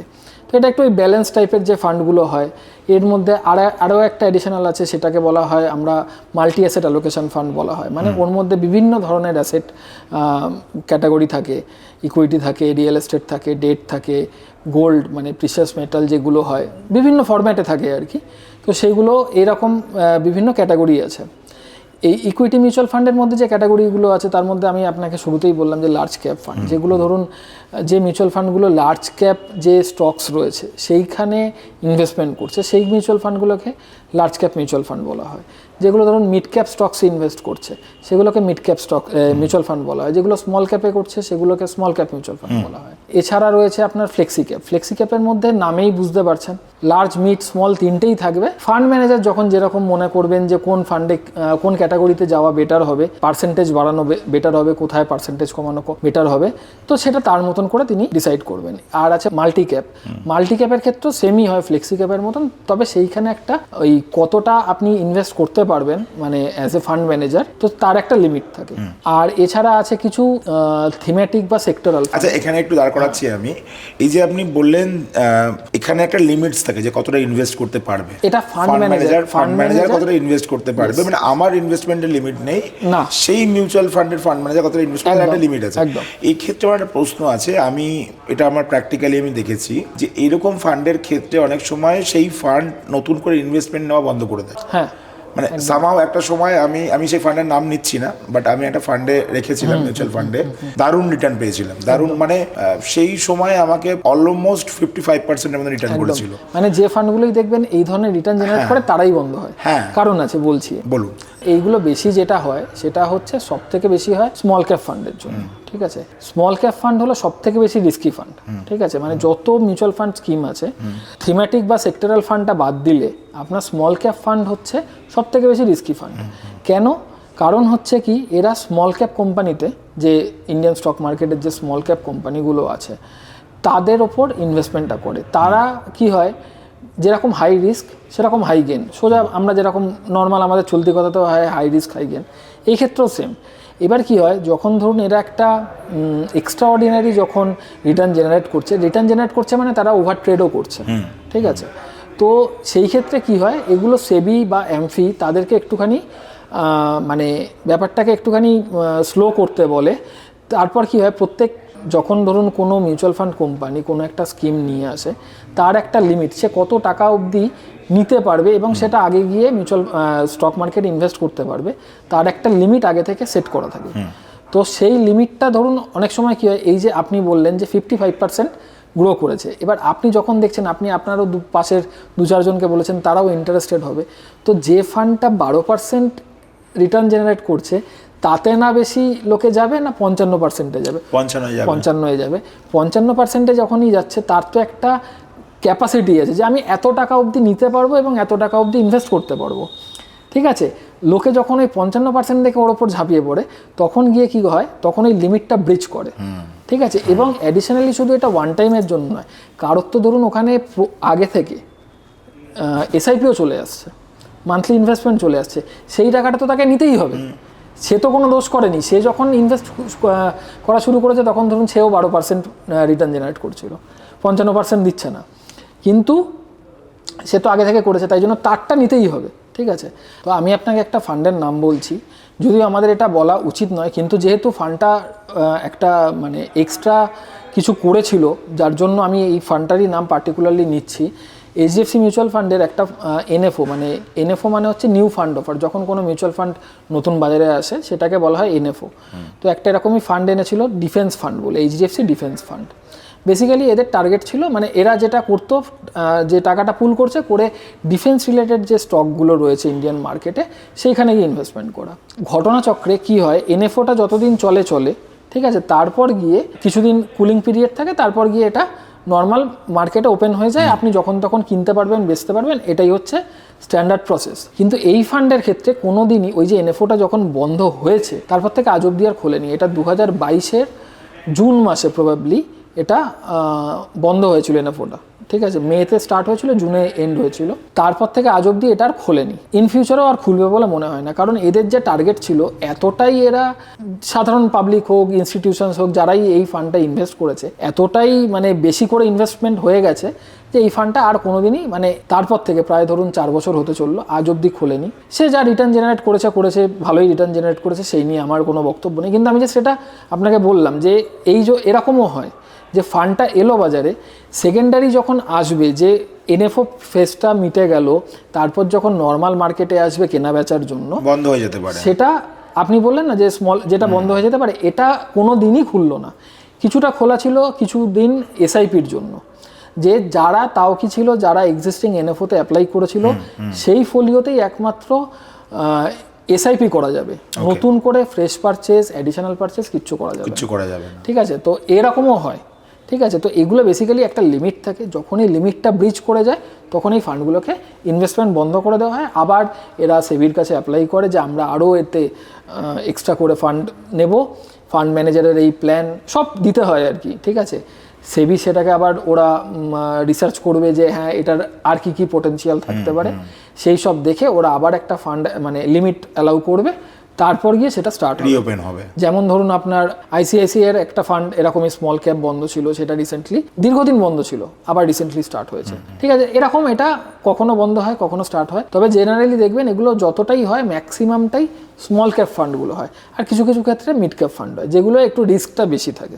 লার্জ ক্যাপ, হাইব্রিড, এগুলোতে চট করে এই ধরনের ফান্ড মানে টাকা নেওয়া, মানে ইনভেস্টমেন্ট করতে যাওয়াটা চট করে বন্ধ হয় না। বেশ, অর্ণবদা, আমরা এতক্ষণ যে ডিসকাশন চলছে সেখান থেকে মোটামুটি যা ধারণা পেয়েছি, এই ধারণাগুলো একটা নিউ কামার বা বলবো যে যারা সবে এখন কর্মক্ষেত্রে পা রেখেছে, স্টার্ট করছে লাইফ, তারা এভাবে জিনিসটাকে প্ল্যান করতে পারে। প্রথম তারা যেভাবে আপনি বললেন যে নিজের আগে এক্সপেন্স বাঁচাও, তারপরে গিয়ে টার্ম ইন্স্যুরেন্স নাও, হেলথ ইন্স্যুরেন্স নাও, দেন গিয়ে তুমি এখানে একটা ইনভেস্টমেন্ট করো মিউচুয়াল ফান্ডে। কিন্তু দাদা, যাদের মনে করুন রিটায়ারমেন্ট হয়ে গেছে বা হবে সবে, যেমন মনে করুন সবথেকে ভালো এক্সাম্পল আমার বাবার, সত্যিকারের অর্থে আজকে আমার বাবার অফিসের লাস্ট ডে। আচ্ছা। তো মানে বাবা অ্যাকচুয়ালি গত মাসে রিটায়ার করে গেছেন, তো একটা থাকে না সেটেলমেন্ট পিরিয়ড, তো this is the last day বাবা রিটায়ার করছেন। তো এরকম তো বাবার মতন প্রচুর মানুষ রিটায়ার করছেন, তো তাদের জন্য তোমার ওপিনিয়ন কি থাকবে, মানে তারা কিভাবে নিজের পয়সাকে বা সেভিং করতে পারে? দেখুন, একটা হচ্ছে তারা যখন রিটায়ারমেন্ট করছেন তার মানে তারা তাদের প্রফেশনাল লাইফের এন্ডে, ঠিক আছে। তো তারা নিশ্চয়ই কিছুটা সেভিংস এতদিনে করেছেন, সেটা এখন তারা কতটা শুধু সেভিংস না করে কতটা ইনভেস্ট করেছেন সেটা তো এই মুহূর্তে বলা পসিবল নয়। এবারে হয় কি, কিছু কিছু লোক যারা ধরুন রিটায়ার করছে তারা একটা রিটায়ারমেন্ট বেনিফিট তার এমপ্লয়ারের থেকে পান, তো তারা এই মুহূর্তে যদি ধরুন সেটাকে ফার্দার গিয়ে মিউচুয়াল ফান্ডে ইনভেস্ট করতে চান, basically hybrid fund, multi asset fund, এইসব ফান্ডগুলো, যেহেতু তারা এজেড পারসন, সিনিয়র সিটিজেন, তো সেই ক্ষেত্রে গিয়ে তার জন্য বেস্ট অপশন হচ্ছে SWP প্ল্যানে যাওয়া, ঠিক আছে। সেই ক্ষেত্রে গেলে কি হবে, আপনি যেটা আমি শুরুতেই বললাম, মানে আগেই বললাম যে এসডাব্লিউপিতে আপনি ধরুন একটা লামসাম অ্যামাউন্ট ইনভেস্ট করলেন, সেইখান থেকে আপনি পার মান্থ একটা ফিক্সড অ্যামাউন্ট উইথড্র করছেন এবং তার সঙ্গে অ্যাডিশনালি লং টার্মে ফান্ডটাও গ্রো করছে, সেটা রয়ে গেল একদম ঠিক আছে। সেখান থেকে আপনার দরকার পড়লে এককালীন যদি কোনো মেডিকেল এমার্জেন্সি হোক, কিছু হোক, তার জন্য আপনি এককালীন টাকা তুলতেও পারেন, সেই অনুযায়ী আপনি এখানে এসডাব্লিউপি অ্যামাউন্টটাকে আপনি চেঞ্জ করে দেবেন, ঠিক আছে। তো যত এজ বেশি হচ্ছে তাদের কাছে কি হয়, বেসিক্যালি আমরা বুঝতে পারি যে একটা নতুন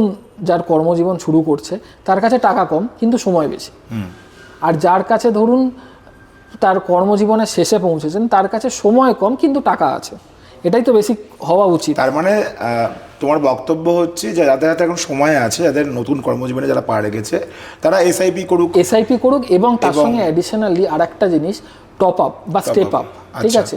সেটা কি, প্রত্যেকের তো ইনকাম বছর বছর নিশ্চয়ই গ্রো করবে, তো এখানেও আপনি মিউচুয়াল ফান্ডে ধরুন 5,000 করে আপনি স্টার্ট করলেন, ঠিক আছে, করে সেটাকে আপনি 5,000ই রাখবেন না আগামী 35 বছরের জন্য, আপনি ওটা প্রত্যেক বছর 10% করে বাড়াতে থাকুন, কারণ আপনার ইনকামও নিশ্চয়ই 10% করে বাড়ছে প্রত্যেক বছর, তবেই আপনার বাকি যে সমস্ত খরচা আছে যাই আছে সেগুলো আপনাকে ম্যাচ করাতে পারবেন।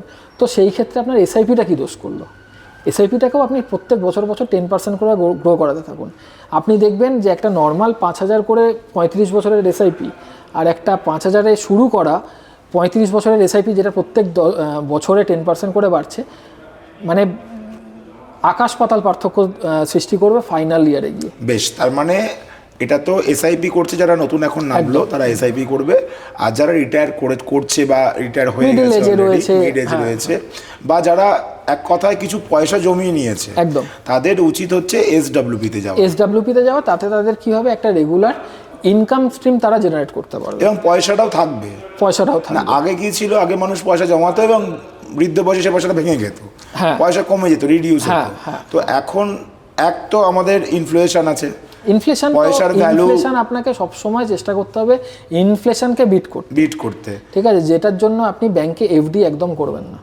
তো আর দ্বিতীয় জিনিস সেটা হচ্ছে যে যদি নিজের পয়সা, আমি অর্জিত পয়সা ভেঙেই খাই, তাহলে আমার ফিউচারের জন্য কিছু থাকছে না। তো সব থেকে বেস্ট হচ্ছে আপনি দেখুন মিউচুয়াল ফান্ডের এসডাব্লিউপিটাও অলমোস্ট সেরকমই কিছু একটা, কিন্তু কি হচ্ছে, আপনি যেহেতু এখানে রিটার্নটা আপনি বেশি পাচ্ছেন, ঠিক আছে, লং টার্মে, তাই জন্য আপনি একটা 6% 7%-এর অ্যানুয়াল আপনি উইথড্র করতে পারছেন। আপনি আপনার টাকা থেকে নিচ্ছেন, মার্কেট যেটা জেনারেট করছে, ওভারঅল গিয়ে টোটাল যে ভ্যালুটা হচ্ছে সেখান থেকে আপনি 6% হোক 7% হোক অ্যানুয়ালি ইনডিভাইডেড মান্থলি আর কি, আপনি সেই টাকাটা উইথড্র করছেন, এটাকেই এসডাব্লিউপি বলা হয়। ওকে, এবার আমার যেটা জানতে খুব ইচ্ছা করছে, আমরা পডকাস্টের প্রায় শেষের দিকে চলে এসেছি, তো আমি যা শিখলাম সেখান থেকে যদি আমি একটু সাম আপ করে একটা স্টোরি সাজাই, প্রথম মনে করুন একটা 21 বা 22 বছরের ছেলে অথবা মেয়ে, তারা ইনকাম করা স্টার্ট করেছে, তারা মনে করুন শুরুতেই গিয়ে আগে তার পুরো ফিনান্সটা প্ল্যান করতে বসলো এবং সে তার এক্সপেন্স সাইড করলো, সেই এক্সপেন্ডিচারটাকে যাতে সে মানে কোনো অসুবিধার জন্য প্রবলেমে না পড়ে সেই জন্য 6 মাস অথবা 1 বছরের একটা সাইড করলো। এটাকে আপনি আপনার ভাষায় বলছেন এটাকে এমার্জেন্সি ফান্ডটা যাতে বাড়ে সেটাকে একটা জায়গায় ইনভেস্ট করছে, দিন গিয়ে সেটা টার্ম ইন্স্যুরেন্স নিচ্ছে, যাতে করে তার যদি হঠাৎ ডেথ হয়ে যায় তার যে পরিবার, মানে তার ঘাড়ে যে লাইবিলিটিটা রয়েছে সেই লাইবিলিটিগুলো চলবে, বন্ধ হবে না, এবং নিজেকে সুস্থ রাখার জন্য, নিজেকে ঠিক রাখার জন্য সেটা হেলথ ইন্স্যুরেন্সও নিচ্ছে, মানে সে যদি নিজে কখনো অসুস্থ হয়ে পড়ে মেডিকেল এক্সপেন্সেসটাকে কভার করার জন্য তার মেডিকেল এক্সপেন্স কভার হচ্ছে। এরপর যেটা বাঁচছে সেখান থেকে সে কি করছে, একটা এসআইপি করা বা একটা মিউচুয়াল ফান্ডে ইনভেস্ট করা স্টার্ট করছে, সেখান থেকে সে একটা গ্র্যাজুয়ালি গ্রো করছে, এটা পয়সা বানাচ্ছে, তারপরে কি একটা সার্টেন পিরিয়ড ওই পয়সাটাকে তুলছে সে, তারপর ওটাকে এসডাব্লিউপিতে লাগিয়ে দিচ্ছে এবং সেই পয়সাটা থেকে যাচ্ছেই, সঙ্গে সে প্রতি মাসে একটা করে রিটার্ন পেতে যাচ্ছে। তো এই হচ্ছে আপনার প্ল্যান। একদম। এবার আপনি আমাকে একটা বলুন, মনে করুন একটা 21 বা 22 বছরের ছেলে মেয়ে সে শুরু করছে, সে আজ কত টাকার এসআইপি করা স্টার্ট করলে আফটার 30 ইয়ার্স তার এমন একটা লামসাম অ্যামাউন্ট হবে যে লামসাম অ্যামাউন্টটা সে ব্যাংকে রাখবে, রেখে প্রতি মাসে সে 2 লাখ টাকা করে ইনকাম পেতে পারে। ব্যাংকে নয়, এসডাব্লিউপি ফরম্যাটে বলছি। এসডাব্লিউপি ফরম্যাটে মনে করুন এসআইপি করলো, এসআইপি করে সে একটা লামসাম অ্যামাউন্ট এমন জমালো যে অ্যামাউন্টটাকে রাখার পরে এসডাব্লিউপি ফরম্যাটে বা 2 লাখ টাকা করে রিটার্ন আসবে। সেই এসআইপির ফর্ম্যাটটা কী হতে পারে একটা 21-22 বছরের ছেলে মেয়ের কাছে? দেখুন মোটামুটি যদি তার 22 বছর বয়স হয়, ঠিক আছে, তো সে যদি ধরুন, এবার এখন সে ডিপেন্ড করছে যে কি পরিমাণে রোজগার করছে এবং সেখান থেকে তার খরচা বাদ দিয়ে কতটা সে ইনভেস্ট করতে পারছে মিউচুয়াল ফান্ডে থ্রু এসআইপি। তো আমি একটা স্ট্যান্ডার্ড ধরে নিচ্ছি যে এখন একটা নর্মাল যারা আইটি সেক্টর বা এরকম চাকরি করছে তারা একটা 5,000 পার মান্থ তারা মিউচুয়াল ফান্ডে এসআইপি করতেই পারে, ঠিক আছে। তো তারা যদি একটা 22 বছর 23 বছর বয়স হয়, তো সেই জায়গা থেকে যদি 5,000 পার মান্থ এসআইপি স্টার্ট করে এবং প্রত্যেক বছর 10% করে সেটাকে স্টেপ আপ করতে থাকে এবং সে যদি সেটাকে 60 বছর অবধি নিয়ে যায়, ঠিক আছে, নিয়ে যাওয়ার পর সে মোটামুটি 11 crores মিনিমাম, আমি একদম বেস রেট ধরে বলছি 12% যদি সিএজিআরে সেই ইনকাম করতে শুরু করে, তো আপনি মোটামুটি সেটা একটা 11 কোটি টাকার আশপাশ গিয়ে একটা ফান্ড ক্রিয়েট হয়ে যাবে, ঠিক আছে। এবার সে যদি ধরুন সেখান থেকে ওটাকে এসডাব্লিউপিতে কনভার্ট করে দেয়, তাহলে সেই ক্ষেত্রে আপনার কথা অনুযায়ী যে প্রত্যেক মাসে সে ওখান থেকে 2 লাখ টাকা করে উইথড্র করছে, ঠিক আছে। সেটা ধরুন সে আরও আগামী 20 বছর করলো, তার 80 বছর বয়স অবধি, ঠিক আছে, তো সেটা সে করতে থাকুক। পার মান্থ 2 লাখ মানে হচ্ছে আপনার বছরে হচ্ছে 24 লাখ টাকা। 20 বছরে সে টোটাল যতটা উইথড্র করবার করলো এসডাব্লিউপি ফরম্যাটে, তারপরে গিয়েও 80 বছর বয়সে গিয়ে তার কাছে প্রায় মিনিমাম হলেও 80 কোটি টাকার কাছাকাছি ভ্যালু থেকে যাবে। ওকে, ঠিক আছে, এইটা হলো এসডাব্লিউপি। এই জন্য বললাম না অষ্টম আশ্চর্য, এটাই হচ্ছে এসডাব্লিউপির মেন ইউএসপি, যার জন্য আজকের দিনে লোকে শুরুটা করছে এসআইপি দিয়ে, ফান্ড অ্যাকুমুলেট করছে, করে গিয়ে লাস্টে গিয়ে এসডাব্লিউপিতে কনভার্ট করে দিচ্ছে। অথবা যারাই ধরুন রিটায়ারমেন্ট ফান্ড একটা পাচ্ছে, মানে রিটায়ারমেন্ট বেনিফিট পাচ্ছে তার এমপ্লয়ারের থেকে, তারা হয়তো সরকারি চাকরি হলে তারা পেনশন পাচ্ছে, অ্যাডিশনাল আর একটা ইনকাম জেনারেট করছে, বা ওয়ান টাইম কিছু পেয়ে গেল, সেইটার থেকে তারা এসডাব্লিউপি করছে, ঠিক আছে। তাতে গিয়ে তারা একটা রেগুলার মান্থলি ইনকামও জেনারেট করছে, অ্যাডিশনালি তার ফান্ডটাও গ্রো হচ্ছে লং টার্মে। ওকে, শেষ করার আগে খুব তাড়াতাড়ি একটা প্রশ্নের উত্তর চাইব। একদম। আমরা আজকের ডেটে অনেককে দেখছি যে তারা তার মেন কেরিয়ার হিসেবে এটাকেই বেছে নিয়েছে। মনে করুন সকালবেলা সে ট্রেড করতে বসে, বিকেলবেলা ওঠে, সে মনে করছে এখান থেকে আমার একটা ফিক্সড ইনকাম আসবে, এবং কোনো ক্ষেত্রে দেখা যায় সে কিছু ইনকাম করছেও। তো এটা কতটা যুক্তিসঙ্গত, মানে এটাকে মেন ট্রেড হিসেবে দেখায় এবং প্রতিদিন ইনভেস্টমেন্ট করা, সেখান থেকে রিটার্ন ক্যালকুলেট করা? এটা তো আপনি যেটা বলছেন এটা স্টক মার্কেটের উপর, মিউচুয়াল ফান্ডে তো আর ওইভাবে কেউ ডেলি ট্রেড করে না। তো স্টক মার্কেটের ওপর করা যায়, আমি করা যায় না সেটা বলছি না। এবার এটা হলে একটা ফুল টাইম জব, ঠিক আছে, এর প্রচুর আপনাকে ইফস অ্যান্ড বাটস আছে, আপনাকে অনেক রিস্ক টলারেন্স আপনার কি আছে সেইগুলো দেখে আপনাকে রোজকার বেসিসে কাজ করতে হয়, ঠিক আছে। এবার আপনি ধরুন 5 দিন হয়তো আপনার রোজগার হলো, একদিনে পুরোটাই হয়তো নিয়ে চলে গেল, এরকমও হতে পারে। আমি কাউকেই ডিমোটিভেট করব না, কিন্তু আমি বলবো যাই করবেন না কেন বুঝে করুন, জেনে শুনে করুন, পড়াশোনা করে করুন, ঠিক আছে।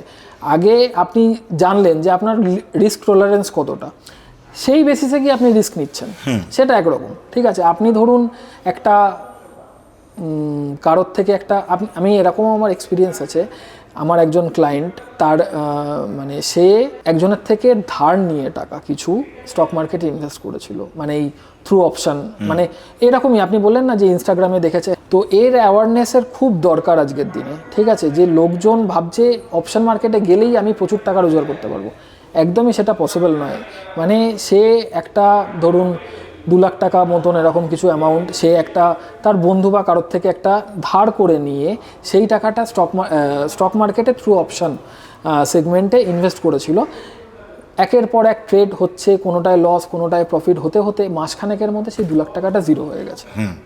এবার বন্ধুকে যে টাকা ফেরত দেবে সেটা তো নিজের কাছেও নেই, মার্কেটেও নেই, কোথাওই নেই। তারপর সে কোনোভাবে আমার কাছে এলো, আমি বললাম যে দেখুন এইভাবে তো পসিবল নয়, ওটা আপনাকে কোথাও না কোথাও থেকে অ্যারেঞ্জ করে যদি ইমিডিয়েট দিতে হয় তাহলে আপনাকে সেটা ইমিডিয়েট, সেটা আপনার যা সেটেলমেন্ট আছে।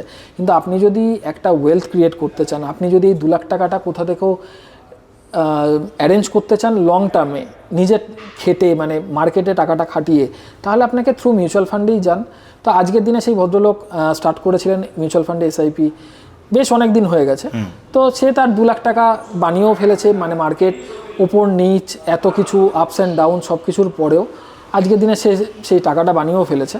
তো এগুলো কি বলুন তো, লং টার্মে গেলে আমি সবসময় প্রেফার করি আপনি ইনভেস্টমেন্ট করুন আর লং টার্মে ইনভেস্টমেন্ট করুন।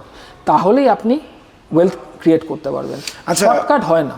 বেশ, এটা তো আমরা বুঝে গেলাম। এবার আপনি আমাকে একটা কথা বলুন, আপনার তো প্রায় যে এক্সপিরিয়েন্স এই ইন্ডাস্ট্রিতে প্রায় 2 decades অলমোস্ট। আমি 2007 থেকেই ফিনান্সিয়াল মার্কেটে রয়েছি, ইন্ডিয়ান ফিনান্সিয়াল মার্কেট। 19 বছর হয়ে গেল, অলমোস্ট 2 decades বলা যায়, 20 বছরের কাছাকাছি। এই ইন্ডাস্ট্রিতে এসে মানুষের টাকা তো খুব একটা ভ্যালুয়েবল, ইম্পর্টেন্ট জিনিস। একদমই, সবথেকে আপনাকে কি কি চ্যালেঞ্জ ফেস করতে হয়েছে? দেখুন, ফার্স্ট অফ অল আমি যেটা যখন শুরু করেছিলাম আমার প্রফেশনাল লাইফ, তখন আমি চাকরি করতাম এক জায়গায়। তারপরে সেখানে বেশ কিছু বছর যাওয়ার পর মানে 2-3টে জায়গায় শিফট করে মানে চেঞ্জ করার পরে আমি নিজের বিজনেস স্টার্ট করি। তো সেই জায়গায় এসে তারপরে যখন আমি মিউচুয়াল ফান্ডের কাজ স্টার্ট করি, তো এরকম অনেক এক্সপিরিয়েন্সই হয়েছে যে আজকের দিনে এই যে লোকে বলে যে সত্যিকারের কি এসআইপি এত টাকা বানিয়ে দিতে পারে, আমি বলছি পারে। মানে আমি যারাই ধরুন 2016 সাল 17 সাল থেকেও মিনিমাম যারা, মানে আমি বলছি না যে একটা লং টার্ম মানে কতটা, এটা তো আপনাকে জানতে হবে। 2 বছর না 5 বছর না 10 বছর না 50 বছর, আমি আপনাকে স্ট্যান্ডার্ড বলছি 10 বছর।